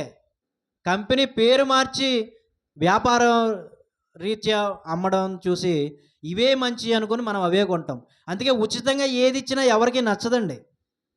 మనకి ఖర్చు అయిపోవాలి, మనకి అంతా కూడా వాడిపోవాలి అంతా కూడా. కాబట్టి ప్రియులారా, మరి ప్రభు అయిన యేసుక్రీస్తు వారు ఆ యొక్క గోనె వస్త్రం తొడిగించిన తరువాత అది కూడా చాలదన్నట్లుగా 70-80 కేజీల బరువు కలిగినటువంటి సిలువను, ఆ యొక్క చెక్క మ్రానును ఆయన భుజాల మీద ఎత్తేసి ఆ యొక్క కలవరిగిరికి, ఈ యొక్క రోమా ప్రాంతంలో నుండి కలవరిగిరి వరకు కూడా ఆయన మోసి నడిచి ఎంత వేదన పడ్డాడో మనం ప్రతీదీ కూడా క్షుణ్ణంగా ఆలోచించి పరిశీలిస్తే గనక నిజంగా ఏమండి, క్రీస్తు పడినటువంటి బాధలతో పోల్చుకుంటే ఈ రోజున సమాజంలో ఉన్నటువంటి బాధలు ఒక లెక్క అండి. ఏదైనా సరే, మీ అప్పుల బాధలు కానీ, మిమ్మల్ని ఎవరైనా మోసం చేసినా కానీ, అవే ఏవైనా సరే వీటి పక్కన పెట్టండి, ఏది కూడా సరితూగదు. ప్రభు అయిన యేసుక్రీస్తు వారు ఆయన ఏ పాపం చేయకుండా ఆ బాధను అనుభవించారు. మనం ఒక మోసం చేసో, ఒక అప్పులు చేసో, ఒక తప్పుడు పనులు చేసో బాధపడతాం. కానీ ఆయన మన కొరకు, మన మీద ప్రేమ, మన మీద ఉచితమైన కృప, మన మీద వాత్సల్యత అనేది కలిగి ఉండట చేత ఆయనకు ఆయన తనను తాను రిక్తినిగా చేసుకొని తనను తాను అర్పించుకున్నాడు. కాబట్టి ప్రియులారా, ఆయనకి ఇంకా ఏం చేశారంటే, ఆ యొక్క శిలువ మీద ఉన్నప్పుడు ఆయన దాహమని అడుగుతున్నప్పుడు అక్కడ ఏమిచ్చారట? చేదు చిరకను ఇచ్చారట.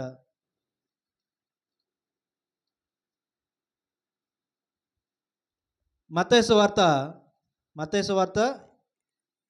27వ అధ్యాయం 34వ వచనం చూద్దాం.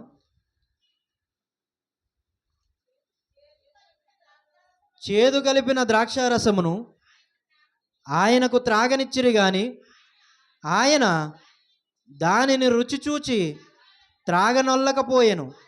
వారాయనను సిలువ వేసిన పిమ్మట చీట్లు వేసి ఆయన వస్త్రములు పంచుకొనిరి. చేదు కలిపిన ద్రాక్షారసమును ఆయనకు త్రాగనిచ్చిరి కానీ ఆయన త్రాగలేదు. త్రాగారా? ఆయన త్రాగలేదు. చేదు కలిపిన ద్రాక్షారసం అంటే ఏంటండి? చేదు కలిపిన ద్రాక్షారసం అంటే మందండి, మద్యం, వైన్ అంటారు దాన్ని. ఆ వైన్ ఎలా తయారు చేస్తారు? ద్రాక్ష పళ్ళను మురగబెట్టి అది మురగబెట్టి దానిని పాత్ర వేసిన తర్వాత, దాన్ని ఎక్కువ కాలం మురగబెట్టిన తర్వాత దానిని వైన్గా తీస్తారు. ఇంకా సారా కానీ మద్యం కానీ ఇవన్నీ ఎలా చేస్తారు? సారా ఎలా చేస్తారండి? సారా ఎలా తయారు చేస్తారో తెలుసండి? ఊరియా పిండి, పారగాన్ చెప్పులు, బ్యాక్టీరియా నీళ్లు ఇవన్నీ కూడా ఒక కుండలో వేసి మురిగిపోయినటువంటి వ్యర్థమైన పదార్థాలన్నీ కూడా కలిపి ఎక్కువ సమయం పాటు దాన్ని మురగబెట్టిన తర్వాత చిన్న చిన్న డ్రాపులుగా దిగుతుంది. అది దాన్నే సారా అంటారు. దాని పేరు ఇంకోటి కూడా ఉంటుంది. ఏంటది? గుడుంబ ఏదో అంటారు. గుడుంబ. కాబట్టి ఈ మద్యం అనేది చాలామంది స్టైల్గా తాగేస్తారు. దాన్ని ఎలా తీసుకొస్తారు? చాలా ఘోరమైనటువంటి పదార్థాలతో, అది మురగబెట్టినటువంటి పదార్థాలతో తయారు చేసింది. ఇలాంటి స్థితిలో అలాంటి చేదు రసాన్ని ఆ యొక్క ప్రభు అయిన యేసుక్రీస్తు వారికి ఇవ్వడానికి వారు ప్రయత్నిస్తున్నప్పుడు ప్రభువు దానిని ముట్టుకోలేదట. ముట్టుకుంటే ఏమవుతుందమ్మా? అది ముట్టుకుంటే ఏమవుతుంది? దేవుని యొక్క ఆజ్ఞ విఫలమైపోతుంది. దేవుడు ఆయన యొక్క పరిశుద్ధతకు కళంకం ఏర్పడుతుంది. ప్రభు అయిన యేసుక్రీస్తు వారు జీవించిన యొక్క పవిత్రమైన జీవితం, ఆయన పుట్టినది మొదలుకొని ఎలాంటి పవిత్రతతో, ఎలాంటి పరిశుద్ధతతో ఆయన జీవించాడో, ఎలా పుట్టాడో అలాగే తన యొక్క మరణ సమయంలో కూడా అలాగే తనను తాను దేవునికి సమర్పించుకోవాలని ఆయన నిర్ణయించుకున్నాడు. కాబట్టి లోకానుసారమైన దేనిని కూడా, ఏమండి, మందు అనేది ఎందుకు తాగుతారు? బాధలు వచ్చాయనో, కష్టం వచ్చిందనో తాగేస్తారు. ఏదైనా చిన్న బాధ కలిగితే చాలు మందు తాగేస్తారు. మందు ఒకటే పరిష్కారమా బాధకి? మరి ప్రభు అంత వేదన చెందాడు, అంతగా నలిగిపోయాడు, అంతగా తనను తాను తగ్గించుకున్నాడు, అంతగా తనను తాను వేదనకు గురి చేసుకున్నాడు. మరి ఆయన ఇంకెంత తాగాలండి? నిజానికి ఆ రోజు చేదు రసం ఎందుకు ఇచ్చారంటే, మద్యం అనేది పాత నిబంధన కాలంలో ఒక ఆజ్ఞ ఉంటుంది. సామెతల గ్రంథం 31:6 ఉంటుంది, చూడండి. సామెతల గ్రంథం, ప్రాణం పోవుచున్న వారికి మద్యము నీయుడి. చాలమ్మా. ప్రాణం పోవుచున్న వాడికి మద్యము నీయుడి. ఆ రోజుల్లో ప్రాణం పోతున్న సమయంలో, అంతేగాని కష్టం వచ్చిన ప్రతిసారి మద్యం తాగి సుఖపడండి అని ఎక్కడా కూడా బైబిల్లో ఉండదు. ప్రాణం పోతున్న సమయంలో ఆ రోజుల్లో ఇచ్చేవారు. ఎందుకంటే చనిపోతున్న సమయంలో నొప్పి లేకుండా, బాధ లేకుండా మత్తులో మునిగి చనిపోతారని. అదే ఈరోజు మెర్సీ కిల్లింగ్ అనేటువంటి పద్ధతిని తీసుకొచ్చింది గవర్నమెంట్లోకి. మెర్సీ కిల్లింగ్ అంటే తెలుసండి? ఒక వ్యక్తి బాధను అనుభవించలేక చనిపోవాలని కోరుకుంటే గవర్నమెంట్ దగ్గరికి తీసుకొని ఆ యొక్క తన కుటుంబ సభ్యుల యొక్క అనుమతితో, తన యొక్క అనుమతితో ఆ గవర్నమెంట్ ఏం చేస్తుందంటే, ఆ యొక్క ఇంజెక్షన్, మెర్సీ అనే ఇంజెక్షన్ ఉంటుంది, ఆ ఇంజెక్షన్ ఇచ్చి ఆ యొక్క వ్యక్తిని చంపేస్తుంది. తెలుసండి ఈ విషయం ఎవరికైనా? అది గవర్నమెంట్లో రూల్ ఉందండి. అయితే ఆ పద్ధతే, ఆనాడు ఆ యొక్క మద్యం ఇచ్చినటువంటి పద్ధతే ఈ రోజున గవర్నమెంట్లో కూడా వచ్చింది. అయితే చనిపోతున్న వ్యక్తికి మద్యం ఇస్తే ఆ బాధను మర్చిపోతారని ఇస్తారు. కానీ ప్రభు అయిన యేసుక్రీస్తు వారు ఆ బాధను కూడా నేను అనుభవించి తీరాలి. ఎందుకంటే ఒక్క చిన్న తప్పు, పొరపాటు చేసిన ఈ మానవాళికి ఎక్కడా కూడా రక్షణ అనేది రాదు. ప్రపంచ మానవాళి అందరి కొరకు ఒక్క 2 నిమిషాలు ఆయన కళ్ళు మూసుకోలేకపోయాడు. ఎందుకో తెలుసా? మనందరికీ రక్షణ ఇవ్వాలని, ఆ బాధను మర్చిపోవాలని, ఆయన బాధను మర్చిపోవడానికి అవకాశం వచ్చినా కూడా ఆయన దానిని స్వీకరించలేదు. బాధ అనుభవించడానికే ఈ లోకానికి వచ్చాడు తప్ప ఆయనకు ఆయన సుఖభోగాలు అనుభవించాలని, ఆయన ఎన్నో ఇక్కడ తనను తాను హైలైట్ చేసుకోవాలని, సెలబ్రిటీ హోదా తెచ్చుకోవాలని ఎక్కడ కూడా ఆయన అనుకోలేదు. తనను తాను తగ్గించుకొని ఈ లోకంలో తన శిష్యుల యొక్క పాదాలను కూడా కడిగాడంటే ఆయన మాదిరిని చూపించాడు. అంతేగాని శిష్యుల యొక్క పాదాలు కడగమని ఆయన చెప్పలేదు.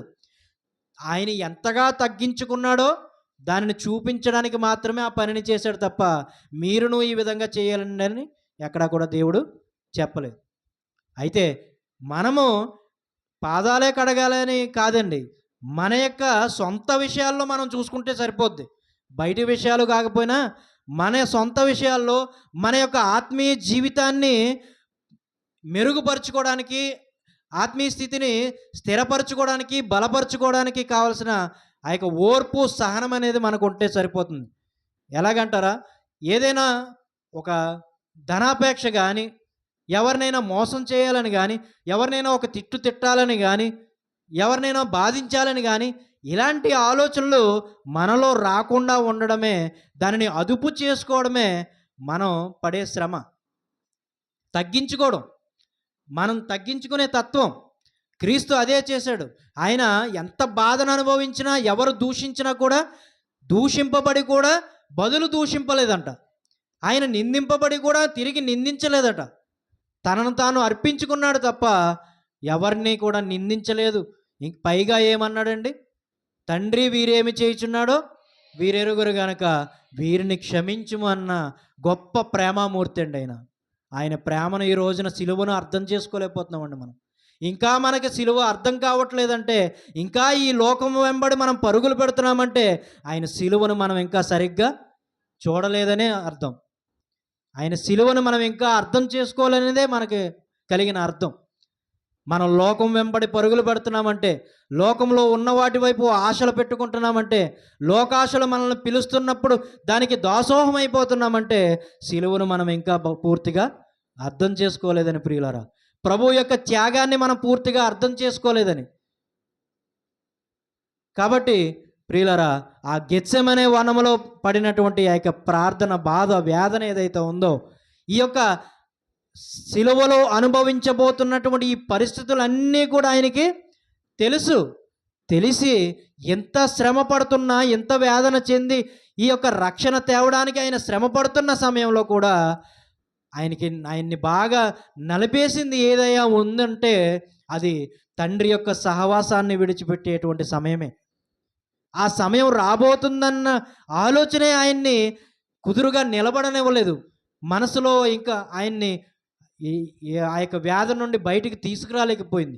ఆ యొక్క చెమట రంధ్రాలలోంచి రక్తం కారిపోతుందంటే ఎంత దుఃఖం అంటే ఇంకా మరణమగునంతగా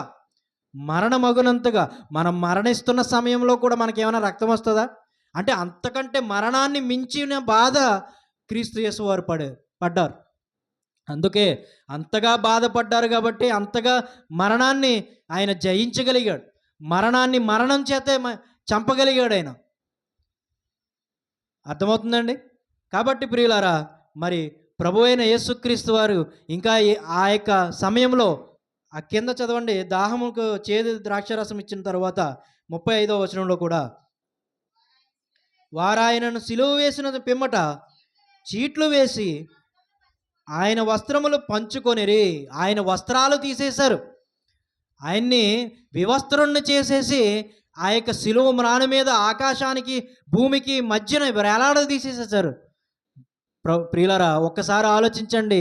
ఒక యవ్వనంలో ఉన్నటువంటి నిండు పురుషుడు, ఎంతోమంది ఆయన వైపు తేరు చూస్తున్నారు, దారిన పోయేవారు చూస్తున్నారు, రోమా సైనికులు ఉన్నారు, ఆయన వెంబడించిన శిష్యులు ఉన్నారు, స్త్రీలు ఉన్నారు, తల్లి ఉంది, అనేక మంది అక్కడ చాలామంది జనాంగం ఉన్నారు. వాళ్ళందరూ చూస్తుండగా యేసుక్రీస్తు వారిని వివస్త్రుణ్ణి చేసి వస్త్రహీనుణ్ణి చేసేసారట. ఏమండి, ఒక చిరిగిపోయినటువంటి బట్టలతో ఒక యవ్వన పురుషుణ్ణి రోడ్డు మీదకి రమ్మానండి, ఎంత సిగ్గుపడిపోతాడండి. ఏమండి, ఈ రోజంటే నాకు తెలిసి సిగ్గు ఉండదండి. ఇప్పుడు మొత్తానికి చింపుకొని తిరగడమే ఫ్యాషన్ అయిపోయింది. అవునా కదా? చింపుకొని తిరగడమే ఫ్యాషన్ అయిపోయింది. ఇప్పుడున్న కుర్రాళ్ళకి ఆ త్యాగం అర్థం కాదు. అసలు సిగ్గు అంటే ఏంటో కూడా తెలియట్లేదు నిజంగా చెప్పాలంటే. నిండుగా బట్టలు వేసుకొని ఉన్నవారిని పూర్వకాలం ఎంత గౌరవించేవారో తెలుసా? ఈ రోజున ఎవడైనా సరే ఇదే ఫ్యాషన్గా ఫీల్ అవుతూ అనేక మంది లోకం వెంబడి వెళ్ళిపోతున్నారు, లోకాశల్లో పడిపోతున్నారు. క్రీస్తు యొక్క సువార్త, సిలువను గూర్చినటువంటి వార్తను తెలిసినా కూడా లోకానుసారమైనటువంటి వెంపర్లతలోనే వెళ్ళిపోతూ లోకంలోనే కలిసిపోతూ లోకం ఏ తీరులో ఉందో, లోకం ఏ మాదిరిలో ఉందో ఆ మాదిరిలోనే వెళ్ళిపోతున్నారు తప్ప క్రీస్తు పడిన పాటలను గురించి, క్రీస్తు పడిన వేదన గురించి అర్థం చేసుకుంటే ప్రియులారా, ఈ రోజున మనకి లోకం పిలిచినా కూడా దాని వైపు మనం పరుగులు అనేవి పెట్టము, దాన్ని విసర్జించగలుగుతాం. ఇదిగో నీకు ప్రార్థనే ప్రాముఖ్యమైనది. నువ్వు ఏదైనా పాపం చేయడానికి నిన్ను అపవాది ప్రేరేపిస్తుందనుకోండి, లోకంలో ఏదైనా ఆశ మిమ్మల్ని లాగుతుందనుకోండి, వెంటనే ప్రార్థన చేసుకోండి. మీకు ప్రార్థనే ఆ సమయంలో మిమ్మల్ని రక్షించేది. మీరు జ్ఞాపకం చేసుకోవాల్సింది ఏంటంటే యేసుక్రీస్తు వారి యొక్క మరణ సమాధి పునరుద్ధానములను మనం జ్ఞాపకం చేసుకోవాలి. మరణ సమాధి పునరుద్ధానములని 3 మాటల్లో చెప్పేస్తే అది మీకు అర్థం కాకపోదేమో. మరణం అంటే ఇప్పటి వరకు సిలువలో ఆయన పడినటువంటి వేదన, ఆయన పుట్టినప్పటి నుంచి శ్రమలు ఉన్నాయి ఆయనకి. ఆయన పుట్టినప్పటి నుంచి శ్రమలు లేవండి ఆయనకి. పుట్టినప్పుడు సరైన స్థలము దొరకలేదు, అటు ఇటు దేశాలు తిరగవలసి వచ్చింది. అనేకమైనటువంటి సందర్భాల్లో శ్రమలు. ఆయన దారిద్ర్యపు రేఖకు కిందక, అంటే అట్టడుగు కుటుంబంలో, కడు పేదరికపు కుటుంబంలో బ్రతికాడు ఆయన. లోకంలో యవ్వనస్తులకి ఎన్ని కోరికలు ఉంటాయండి, ప్రతిదీ తల్లిదండ్రులు తీరుస్తున్నారు కదా.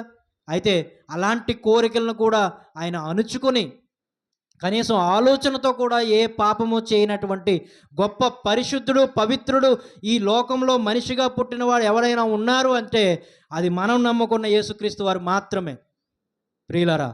కాబట్టి యేసుక్రీస్తు వారు ఆయన పడినటువంటి వేదనను మనం అర్థం చేసుకోగలిగితే ఆ గెత్సెమనే వనంలో చేసినటువంటి ప్రార్థనలో ఆయన పడుతున్న వేదన, ఆ యొక్క దుఃఖము మనకి అర్థమవుతుందండి. ఎందుకంటే సిలువలో ఆయన ప్రభువు తండ్రి అయిన దేవుడు విడిచిపెట్టే ఆ గడియను తలుచుకున్నప్పుడు ఈ బాధ అంతా కూడా నేను అనుభవించడానికి సిద్ధమే తండ్రి, కానీ ఈ బాధను బట్టి, ఇదిగో నీ పిల్లల కొరకు నేను చావబోతున్న ఈ యొక్క పరిస్థితిని బట్టి, ఈ లోక పాపాలను నేను మోసుకున్న ఆ పరిస్థితిలో నన్ను చూసి నీవు ముఖం తిప్పుకోవాలని చూస్తున్నావే, ఆ గడియను నేను తట్టుకోలేకపోతున్నాను దేవా అని ఆయన ఆ యొక్క గెత్సెమనే వనంలో ప్రార్థన చేశాడు. ఆయన పాపిగా కనిపించాడంట. ఎందువలన? మన వలనే. మన పాపాలన్నిటినీ ఆయన భుజం మీద వేసుకున్నట్ల చేత, ఆయన పాపిగా కనిపించుట చేత తండ్రి తన ముఖాన్ని తిప్పుకొని, తండ్రి కన్నులు పవిత్రమైనవి కాబట్టి, తండ్రి పరిశుద్ధుడు కాబట్టి, ఆయన కన్నులకు పాపం అంటే అసహ్యం కనుక ఆయన ఆ యొక్క పాపిగా ఉన్న తన కుమారుణ్ణి కూడా చూడడానికి ముఖం తిప్పుకున్నాడట. అర్థమైందా ప్రియులారా? ఎందుకండి? ఎందుకు ముఖం తిప్పుకున్నాడు ఆయన? చెప్పండి. ఇప్పుడు వరకు విన్నారు కదా. మన కోసమే, మన పాపాల నిమిత్తమే ఆ రోజు తండ్రి కొడుకుల యొక్క సహవాసం తెగిపోయింది ప్రియులారా. దానిని తట్టుకోలేకే తండ్రి ఈ గిన్నె నీ చిత్తమైతే నా యొద్ద నుండి తొలగించు, అయినను నీ చిత్తమే, అయినా సరే నువ్వు నన్ను విడిచిపెట్టే ఆ గడియ వస్తున్నా నీ చిత్తం సంపూర్ణంగా నెరవేర్చవలసిన వాడనై ఉన్నాను కానీ, కాబట్టి నేను సంపూర్ణత కలిగి నీ రాజ్యం నీ యొద్ద నీ కుడిపార్శ్వాన్ని నేను ఉంటాను. నేను పునరుద్ధానుడై లేచుట ద్వారా నేను పరిశుద్ధుడిగా బ్రతికి, పవిత్రుడిగా బ్రతికి, పునరుద్ధానుడై లేచిన సందర్భాన్ని బట్టి ఈ మానవాళికి పాప విమోచన అనేది కలుగుతుంది. ఎవడైతే నన్ను విశ్వసిస్తాడో, ఎవడైతే నీ కుమారుడుగా నన్ను అంగీకరిస్తాడో, ఎవడైతే నన్ను ప్రభువుగా అంగీకరిస్తాడో వాడు రక్షింపబడతాడు. రోమపత్రిక 10వ అధ్యాయం 9వ వచనం చూద్దాం. రోమపత్రిక 10వ అధ్యాయం 9వ వచనం. అదేమనగా యేసు ప్రభువని నోటితో ఒప్పుకొని దేవుడు మృతుల్లో నుండి ఆయనను లేపెనని నీ హృదయమందు విశ్వసించిన ఎడల నీవు రక్షింపబడదువు. నువ్వు రక్షింపబడాలంటే ఏం చేయాలమ్మా? నువ్వు రక్షింపబడాలంటే యేసుక్రీస్తు వారు ప్రభువని, నా రాజు అని మనము ఒప్పుకోవాలి, నోటితో ఒప్పుకోవాలి. ఏసే నా రాజు, ఏసే నా ప్రభు, ఏసే నా దేవుడు, నా విశ్వాసానికి మూల కారణము, నా విశ్వాసానికి కర్త యేసుక్రీస్తు వారే. ఆయనే ఈ లోక పాపాలన్నింటినీ హరింపజేసి రక్షణనిచ్చేటువంటి దేవుడు అని నువ్వు ఎప్పుడైతే విశ్వసిస్తావో నీ హృదయం అందు అన్నాడు చూడండి. నీ నోటి మాటలతో కాదు, నీ నోటితో ప్రభు అని ఒప్పుకోవాలి. నీ హృదయమందు విశ్వసించిన ఎడల, ప్రభువును విశ్వసించిన ఎడల, ప్రభువైన యేసుక్రీస్తు వారిని విశ్వసించిన ఎడల నువ్వు రక్షింపబడతావు. ఎక్కడ రక్షింపబడతావు? ఎక్కడ రక్షింపబడతావు? రెండవ మరణం నుండి రక్షింపబడతావు. ఇక్కడ ఏమండి, అపోస్తలులైనటువంటి శిష్యులు ఏం చేశారంటే ప్రభువుతో పాటు వారు కూడా సిలువ వేయబడ్డామని ఎంచుకున్నారంట. అపోస్తలులు ఏం చేశారండి? యేసుక్రీస్తు వారితో పాటు మేము కూడా సిలువ వేయబడ్డామని ఎంచుకున్నారట. సిలువ వేయబడ్డం అంటే ఏంటి? మరణించడం. సిలువ వేయబడ్డం అంటే మరణించడం. మరి మనం అందరం మరణించామా? బాప్తిస్మం పొందాం కదా.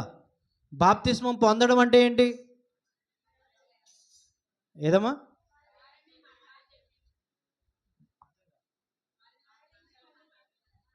మరణించి దేవుడు మరలా మనల్ని లేపుతాడనే నమ్మకం, విశ్వాసం, లేపబడడం. బాప్తిస్మం అంటే సమాధి చేయబడడం, లేపబడడం అనే అర్థాలు వస్తాయి. అయితే క్రీస్తులో మనం సమాధి చేయబడ్డాం, క్రీస్తుతో పాటు మరణించాం. అయితే ఏమండి, మరణించిన వానికి బిర్యానీ ప్యాకెట్ తీసుకొచ్చి పక్కన పెడితే వాళ్ళు లేస్తాడా? వాళ్ళు లేచాడంటాడు, శవమే కాదు. ఎంతమ్మా? రోమపత్రిక 6:4 ఒకసారి చూడండి. కాబట్టి తండ్రి మహిమ వలన క్రీస్తు మృతులలో నుండి ఎలాగూ లేపబడినో అలాగే మనమును నూతన జీవము పొందిన వారమై నడుచుకొనున్నట్లు మనము బాప్తిస్మము వలన మరణములో పాలు పొందుటకై ఆయనతో కూడా పాతిపెట్టబడితిమి. మనము కూడా మరణములో పాలు పొందుటకై ఆయనతో కూడా పాతిపెట్టబడ్డాం. పాతిపెట్టబడిన సమాధుల దగ్గరికి మీరు ఎన్ని ఫలాలు పట్టుకెళ్ళినా, ఎన్ని బిర్యానీ ప్యాకెట్లు పట్టుకెళ్ళినా, మందు అట్టుకెళ్ళినా, ఏం అట్టుకెళ్ళినా వాళ్ళు లేచి తాగుతాడా? తింటాడా? మరి ఎందుకండి అక్కడికి పట్టుకెళ్తారు? సున్నం కొట్టిన సమాధుల్లారా అంటాడు ఒక చోట యేసుక్రీస్తు వారు. సున్నం కొట్టిన సమాధులు అంటే ఏంటి? దేవుని యొక్క దృష్టిలో విలువ లేదు, దానికి వాల్యూ లేదు. మరి మీరు వెళ్తున్నారో లేదో నాకు తెలియదు, ఒకవేళ మీరు ఏమైనా తప్పుగా అనుకోవద్దని చెప్తున్నాను. అక్కడికి వెళ్ళడం వలన మనకు ప్రయోజనం ఏంటండి? అసలు ప్రయోజనం ఏమీ లేదండి. అసలు ప్రభువే చెప్పాడు కదా, సున్నం కొట్టిన సమాధులారా అని. ఎవరినన్నాడు? శాస్త్రులు, పరిసయ్యుల్ని అన్నాడు. అంటే వాళ్ళు ఏం చేశారు? క్రీస్తు యొక్క సువార్తను విడిచిపెట్టి ఎప్పుడో చనిపోయినటువంటి పితరులను తలుచుకుంటూ బ్రతుకుతున్నారంట వాళ్ళు. క్రీస్తు యొక్క సువార్తను, ప్రవక్తలు, అనేక మంది భక్తులు క్రీస్తును గూర్చి చెప్పినటువంటి లేఖనాలను విడిచిపెట్టి ఇదిగో మెస్సయ్య ఇంకా వస్తాడు, ఇంకా వస్తాడు అనుకుంటున్నారు తప్ప ఎదురుగా ఆ లేఖనాల ప్రకారంగా జీవిస్తున్నటువంటి వ్యక్తి ఎదురుగా కనబడుతున్నా కూడా గుర్తించలేనటువంటి గుడ్డివారిగా, సున్నం కొట్టిన సమాధులుగా వారు ఉన్నారని ప్రభువు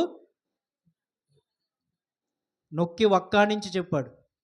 మరి ఈ రోజున సమాధుల దగ్గరికి వెళ్తున్నామంటే మరి మీరే ఆలోచించుకోవాలి. ఎందుకు? దేవుని యొక్క జీవవాక్యము మన హృదయంలో ఉన్నప్పుడు, నిజంగా మన పితరులు దేవుని యందు భయభక్తులు కలిగి జీవించి చనిపోయి ఉంటే మీరు వెతకవలసింది సమాధుల దగ్గర కాదు, జీవ పునరుద్ధానం దగ్గర. తీర్పు దినమున ఇదిగో మీ వలె వారు కూడా బ్రతికుంటే, మీ వల్ల తీర్పు దినములోనే మీతో పాటే వారు కూడా లేపబడతారు. క్రీస్తు రెండవ రాకడలో ఆయనతో పాటు ప్రతి ఒక్కరూ కూడా లేపబడి ప్రతి ఒక్కరూ కలుసుకునే సమయము ఉంది. వారిని కలుసుకోబోతున్నారు మీరు. వారు తప్పు చేసినా, మీరు ఒప్పు చేసినా వారిని కలుసుకుంటారు. ఇదిగో నీతిమంతులు జీవ పునరుద్ధానానికి వెళ్తారు, అనీతిమంతులు మరణ పునరుద్ధానానికి వెళ్తారు. అయితే ప్రియులారా, మనం దేనిని అనుసరిస్తున్నాం? దేనిని అనుసరిస్తున్నాము అనేది క్రీస్తు యొక్క సిలువను గూర్చిన వార్త మనకు అర్థమైతే మనకు అర్థమవుతుంది. అర్థమవుతుంది కదండి నేను చెప్పింది. కాబట్టి ప్రియులారా, ప్రభువైన యేసుక్రీస్తు వారు ఆ గడిలో ఆయన పడిన బాధ, ఆ గెత్సెమనే వనంలో పడినటువంటి యొక్క వేదన ఎందుకు అంతగా నలిగిపోయాడంటే తండ్రి యొక్క సహవాసాన్ని విడిచిపెట్టలేక. అయితే మనం ఎవరి సహవాసంలో ఉంటున్నాం? మనం ఎవరి సహవాసంలో ఉంటున్నాం? నిజంగా ఆచారంగా చేసిన ఈ యొక్క సంవత్సరానికి 40 రోజులు ఈ యొక్క లెంట్ డేస్ అనేవి నిజంగా దేవునితో సహవాసం చేయడానికి ఒక మంచి అవకాశం. అందులో తప్పులేదు, పర్లేదు, చేసుకోవచ్చు. కానీ వింటున్నాము వాక్యము, సేవకులు అనేక మంది, మీ సేవకులు కానీ మా సహోదరులు కానీ మేము కానీ ఎవరైనా సరే చెబుతున్న ప్రతి వాక్యము కూడా మీరు ధ్యానించాలి. ఎందుకంటే సిలువను గూర్చినటువంటి వార్త ఈ రోజున సంఘాల్లో మరుగైపోతుందండి. ఎక్కువగా ఏం చెబుతున్నారు? సిలువను గూర్చినటువంటి వార్తను ఎవరు సరిగ్గా చెప్పట్లేదు. చెప్తున్నారా? ఎప్పుడు కూడా పాత నిబంధన గ్రంథంలో చెప్పొద్దని కాదు, కానీ వాళ్ళు మాదిరికరంగా కొన్ని విషయాల్లో మనకి ఉన్నారు. నేర్చుకోవడంలో తప్పులేదు. ఎక్కువగా అవే నేర్చుకుంటాం కాదు, కానీ అసలు సువార్త మనం దేనికి వస్తున్నాం ఇక్కడికి? సువార్త వినడానికి. అంతేనమ్మా? సువార్త వినడానికి. సువార్త అంటే ఏంటి? 1 కొరింథీయులకు రాసిన పత్రిక 15వ అధ్యాయం 3వ వచనం చూడండి.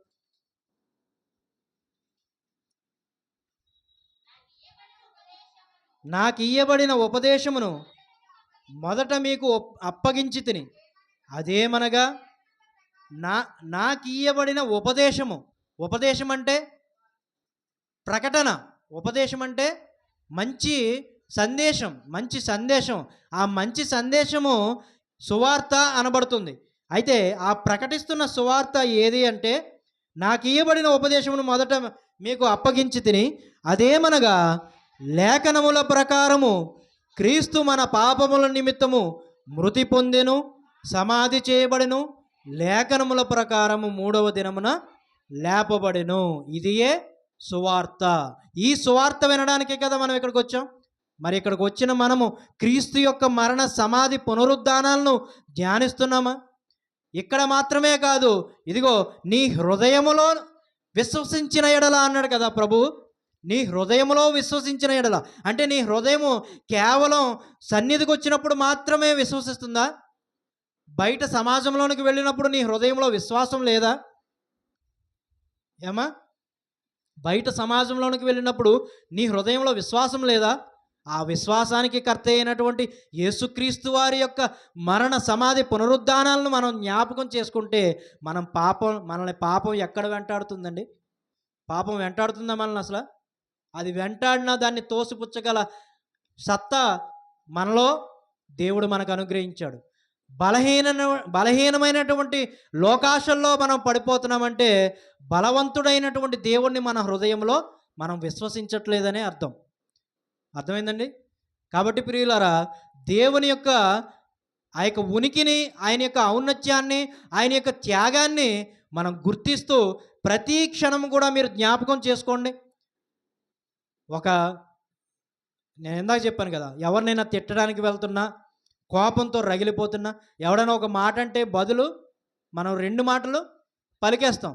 అదే నిన్ను నువ్వు అణించుకోండి, వాడు అర్థం చేసుకోవచ్చు. నువ్వు అరుచుకొని ఉన్నా మనకి ఎలా ఉండాలంటే టిట్ ఫర్ టాట్, ఎత్తుకు పై ఎత్తు అంటారు కదా. నాకు అన్యాయం జరిగిందంటే వెంటనే వాడికి అన్యాయం చేసేయాలి, వెంటనే తీర్పు జరిగిపోవాలి, జడ్జిమెంట్ అనేది చేసేయాలి, వాడిని ఏదోటి చేసేయాలి అనేటువంటి మనస్తత్వం. అందువలనే దేవునికి దూరం అయిపోయాం మనం. అర్థమైందండి? దేవునికి మనం దూరం అయ్యామంటే అది మనకి వెంటనే కలిగినటువంటి బాధకి తగిన బాధ అవతల వాడికి మనం కలుగు చేసేయాలనేటువంటి ఆలోచన. ఇటువంటి ఆలోచననే ప్రభు ఏం చెబుతున్నాడంటే, ఓర్పు, సహనము, ప్రేమ, దయాళుత్వం, ఆత్మఫలాలు ఉన్నాయి కదా, 9 ఆత్మఫలాలు.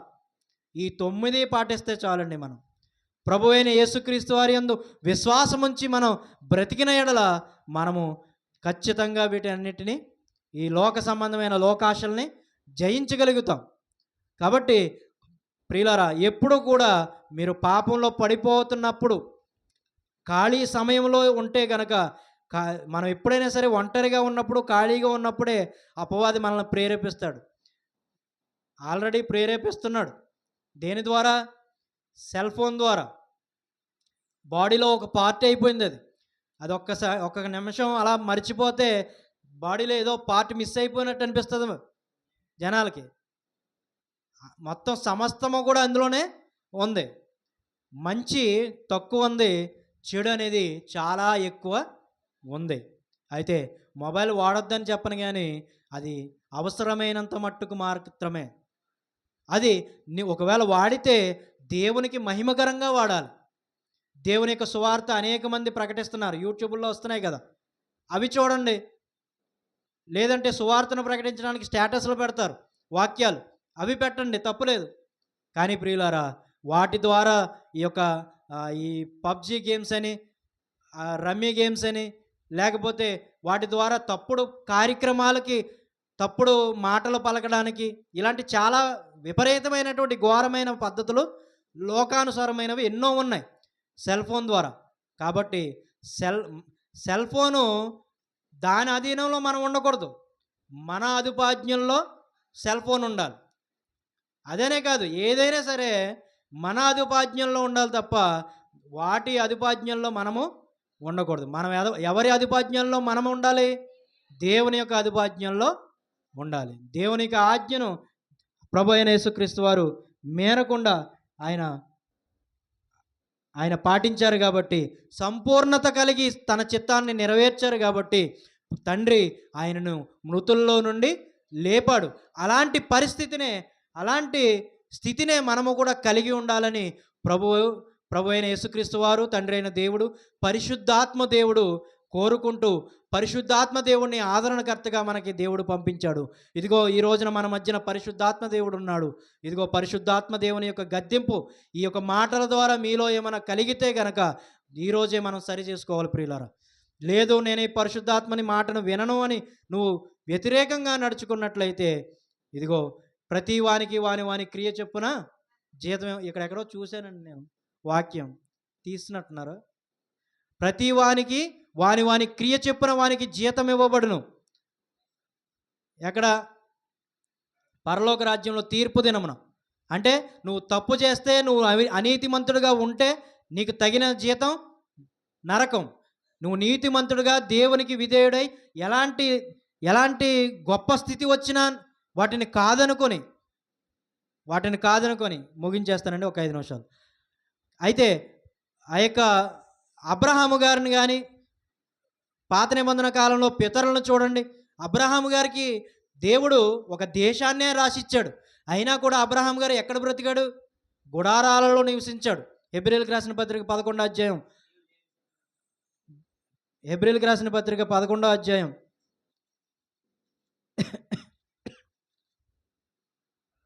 10వ వచనం, ఏలయనగా దేవుడు దేనికి శిల్పియు నిర్మాణకుడై ఉన్నాడో పునాదులు గల ఆ పట్టణము కొరకు అబ్రహాము ఎదురు చూచుచుండెను. అయితే విశ్వాసమును బట్టి సారాయును వాగ్దానము చేసిన వాడు నమ్మదగిన వాడని ఎంచుకొనెను గనుక తాను వయస్సు గతించినదైనను గర్భము ధరించుటకు శక్తి పొందెను. గుడారాలలో నివసించాడని చెప్పి ఉంటుంది చూడండి.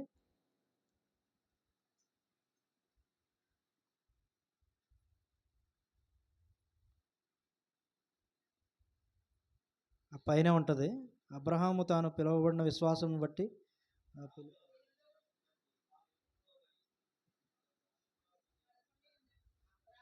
9వ వచనం చదవండి.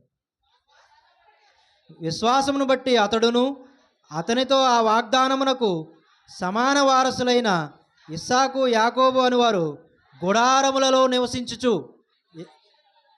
అన్యుల దేశములో ఉన్నట్టుగా వాగ్దత్త దేశంలో పరవాసులై ఉన్నారట. గుడారాల్లో నివసించారంట. ఏంటి, ఒక దేశాన్నే అబ్రహాము గారికి దేవుడు ఇచ్చేస్తే, ఇదిగో నేను రాజుగా బతకాలి, గొప్ప గొప్ప బిల్డింగులు కట్టుకొని జీవించాలి, కోటలు కట్టుకోవాలని ఎక్కడ ఆశపడలేదు. వారికి అర్థమైపోయింది, ఈయన పునాదులు కలిగిన ఒక పట్టణాన్ని ఆల్రెడీ మా కొరకు సిద్ధపరిచాడు దేవుడని. వారి యొక్క భక్తి జీవితంలో వారికి పరిశుద్ధాత్మ ప్రేరణ చేత వారికి అర్థమైపోయింది. కాబట్టి వారు లోకంలో ఉన్న దేని కొరకు కూడా ఆశ పెంచుకోకుండా గుడారాలలో నివసిస్తూ తనను తాను తగ్గించుకుంటూ వారందరూ కూడా ఏ కుటుంబాల్లో సమస్యలు వచ్చినా యాకోబు గారికి కానీ, ఇస్సాకు గారికి కానీ, కుటుంబాల్లో ఎన్నో సమస్యలు వచ్చాయి. వాటిని అన్నిటినీ కూడా వారు లక్ష్య పెట్టలేదు. ప్రభువుపైనే ఆనుకున్నారు, దేవునిపైనే ఆనుకున్నారు. ఆనుకొని ఇదిగో ఈ శ్రమలు, ఈ కష్టాలు, కుటుంబంలో ఉన్నటువంటి శ్రమలు, బాధలు, ఈ వేదనలు ఇవన్నీ శాశ్వతమైనవి కావు. శాశ్వతమైనది అదిగో ఏ బాధ లేనటువంటిది ఆ పరలోక రాజ్యం. దాని కొరకే మా గురి అని వారు నమ్మారు కనుకే ఈ లోకంలో దేనిని కూడా వారు లక్ష్య పెట్టలేదు. భక్తుడైన పౌలు గారు కూడా అంటారు, ప్రతిదాన్ని పెంటగా ఎంచుకున్నాడంట. తనకున్న సమస్తాన్ని అంతటిని కూడా ఆయన పెంట కుప్పగా ఎంచుకున్నాడంట. దేనిని కూడా ఆయన మిగుల ఆస్తిపరుడు, గొప్ప ఆస్తిపరుడు, గొప్ప జ్ఞాని, ఆ యొక్క ధర్మశాస్త్రాన్ని వల్లివేసినటువంటి వాడు, గమాలియేలు దగ్గర విద్యాభ్యాసం చేసిన వాడు, గొప్ప సైనికుడు కూడా. అలాంటి వ్యక్తి వాటన్నిటినీ పెంట గొప్పగా ఎంచుకొని తనను తాను తగ్గించుకొని ఇదిగో క్రీస్తును పోలి నేను నడుచుకున్నాను, నన్ను పోలి మీరు నడుచుకొనిడి అని చెప్పినటువంటి గొప్ప వ్యక్తి. కాబట్టి ప్రియులారా, సమయం లేదు కాబట్టి ప్రియులారా, ఇదిగో క్రీస్తు యేసు వారి యొక్క సిలువను జ్ఞాపకం చేసుకోండి. ఆ సిలువలో ఆయన పడిన బాధను గుర్తు చేసుకోండి. ఆయన మరణించింది నీ కొరకు నా కొరకే, ఆయన సమాధి చేయబడింది నీ కొరకు నా కొరకే, ఆయన పునరుద్ధానుడై లేచింది కూడా నీ కొరకు నా కొరకే. కాబట్టి ప్రియులారా, మరి చివరిగా ఒక వచనం చూసుకొని మనం ముగించుకుందాం. హెబ్రీ పత్రిక 5వ అధ్యాయం 7వ వచనం ఒకసారి చూసుకొని ముగించేసుకుందాం.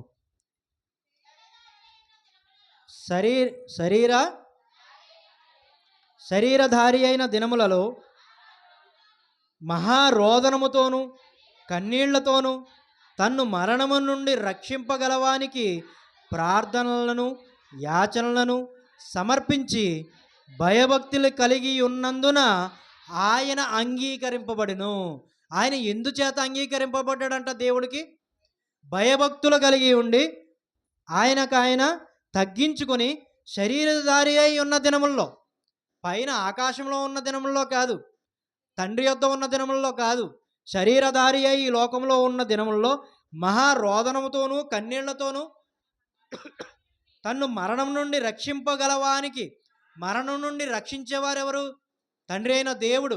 ఆయన రక్షించే వానికి ప్రార్థనలను యాచనలను విజ్ఞాపనలను సమర్పించి ఆయన యందు భయభక్తులు కలిగి ఉన్నందున ఆయన అంగీకరింపబడును.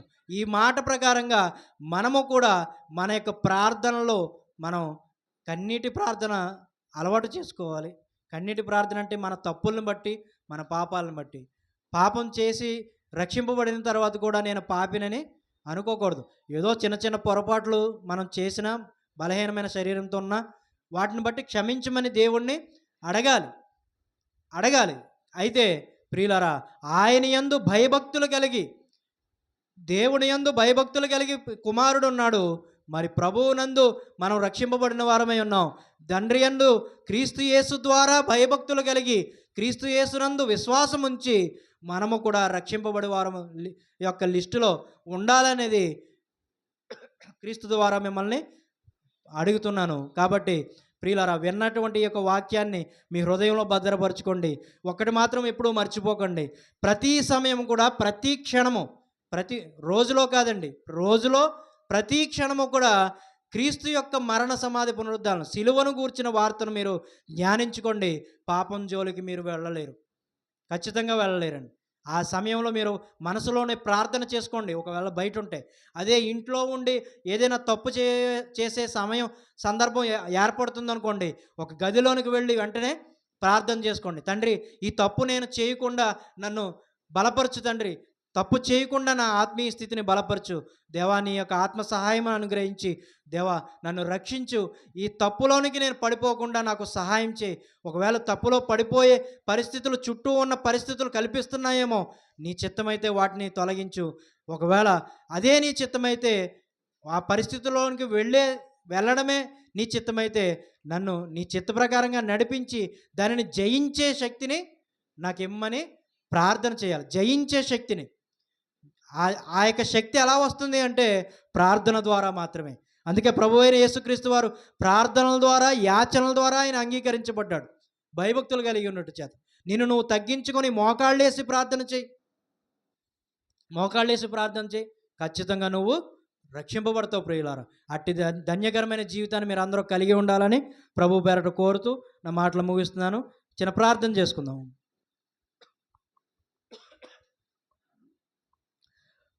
ప్రేమ నమ్మకం కలిగినటువంటి మా ప్రియ పరలోకమందున మా తండ్రి, మీ యొక్క ఘనమైన అతి పరిశుద్ధమైన నామానికి వందనాలు, స్తుతులు, స్తోత్రములు, కృతజ్ఞతలు దేవా.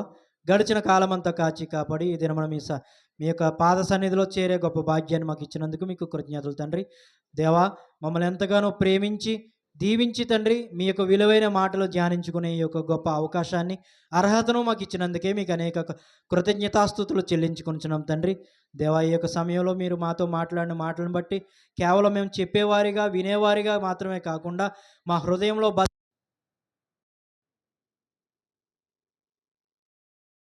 చేసుకుంటూ ఆ సిలువ జ్ఞానాన్ని, ఆ సిలువను గురించిన వార్తను మేము ధ్యానించుకుంటూ పాపం జోలికి వెళ్లకుండా మాకు తండ్రి మీరే మాకు సహాయమును అనుగ్రహించండి అయ్యా. పరిశుద్ధాత్మ దేవుని సహాయమును తోడుగా ఉంచి నడిపించండి, మమ్మల్ని గద్దించండి దేవా. పాపంలో పడిపోయే పరిస్థితి వస్తున్నప్పుడు దానిని జయించగలిగే శక్తి సామర్థ్యాన్ని దేవా మీ పట్ల మాకు తండ్రి భయాన్ని, భక్తిని దేవా, ప్రేమను కలిగి ఉండే మనస్సును మాకు దయచేయండి తండ్రి. కూడి ఉన్న బిడ్డలందరికీ అట్టి ధన్యకరమైన జీవితాన్ని అనుగ్రహించండి. ప్రతి ఒక్కరిని ఆత్మీయంగా బలపరచండి. శారీరకంగా తండ్రి, భౌతికంగా వారికి ఏ అవసరతలు ఉన్నాయో అవన్నీ కూడా మీరు తీరుస్తారని నమ్ముచున్నాం తండ్రి. సేవకులను దీవించండి, వారి పరిచర్యను అభివృద్ధిపరచండి. మరింత జ్ఞానాన్ని మేము అందరం కలిగి ఉండి దేవా, వాక్యానుసారంగా బ్రతికి మీకు నమ్మకమైన వారుగా మీకు నమ్మకమైన దేవుని కుమారులుగా మేము బ్రతికి తండ్రి, మేము జీవించి మీ యొక్క తీర్పు దినమున తండ్రి మా ప్రభు ఎదుట తండ్రి ప్రత్యక్షం కాబడుతున్న ఆ యొక్క సమయంలో నీతిమంతులుగా నిలబడగలిగే అర్హతను మాకు దయచేయమని కోరుకుంటూ, లోకాన్ని, పాపాన్ని, అపవాదిని జయించే శక్తి సామర్థ్యాలను, ప్రార్థనా జీవితాన్ని మాకు అందరికీ దయచేయమని కోరుకుంటున్నాం తండ్రి. దేవా, కూడి ఉన్న ప్రతి ఒక్కరి యొక్క అవసరతలు, అక్కరతలు తీర్చండి. ఎవరైతే ఏ ఇరుకు ఇబ్బందులు తండ్రి, కుటుంబ సమస్యల్లో, ఆర్థిక ఇబ్బందుల్లో, ఈ యొక్క ఉద్యోగాల్లో, పనుల్లో, వృత్తుల్లో, వ్యాపారాల్లో తండ్రి ఒడిదుడుకుల్లో ఉన్నారో వారందరినీ మీరు జ్ఞాపకం చేసుకోనండి. వారి యొక్క పరిస్థితులను మార్చండి, చక్కపరచండి. గొప్ప దేవా, నీకే స్తుతి, స్తోత్రం, వందనాలు, కృతజ్ఞతలు తెలియజేసుకొంచు బిడ్డలందరినీ మీ చేతులకు అప్పగించుకొంచు క్రీస్తు యేసు వారి పేరటి ప్రార్థన అడిగి వేడుకొంచున్నాం మా తండ్రి, ఆమేన్. అందరికీ వందనాలు.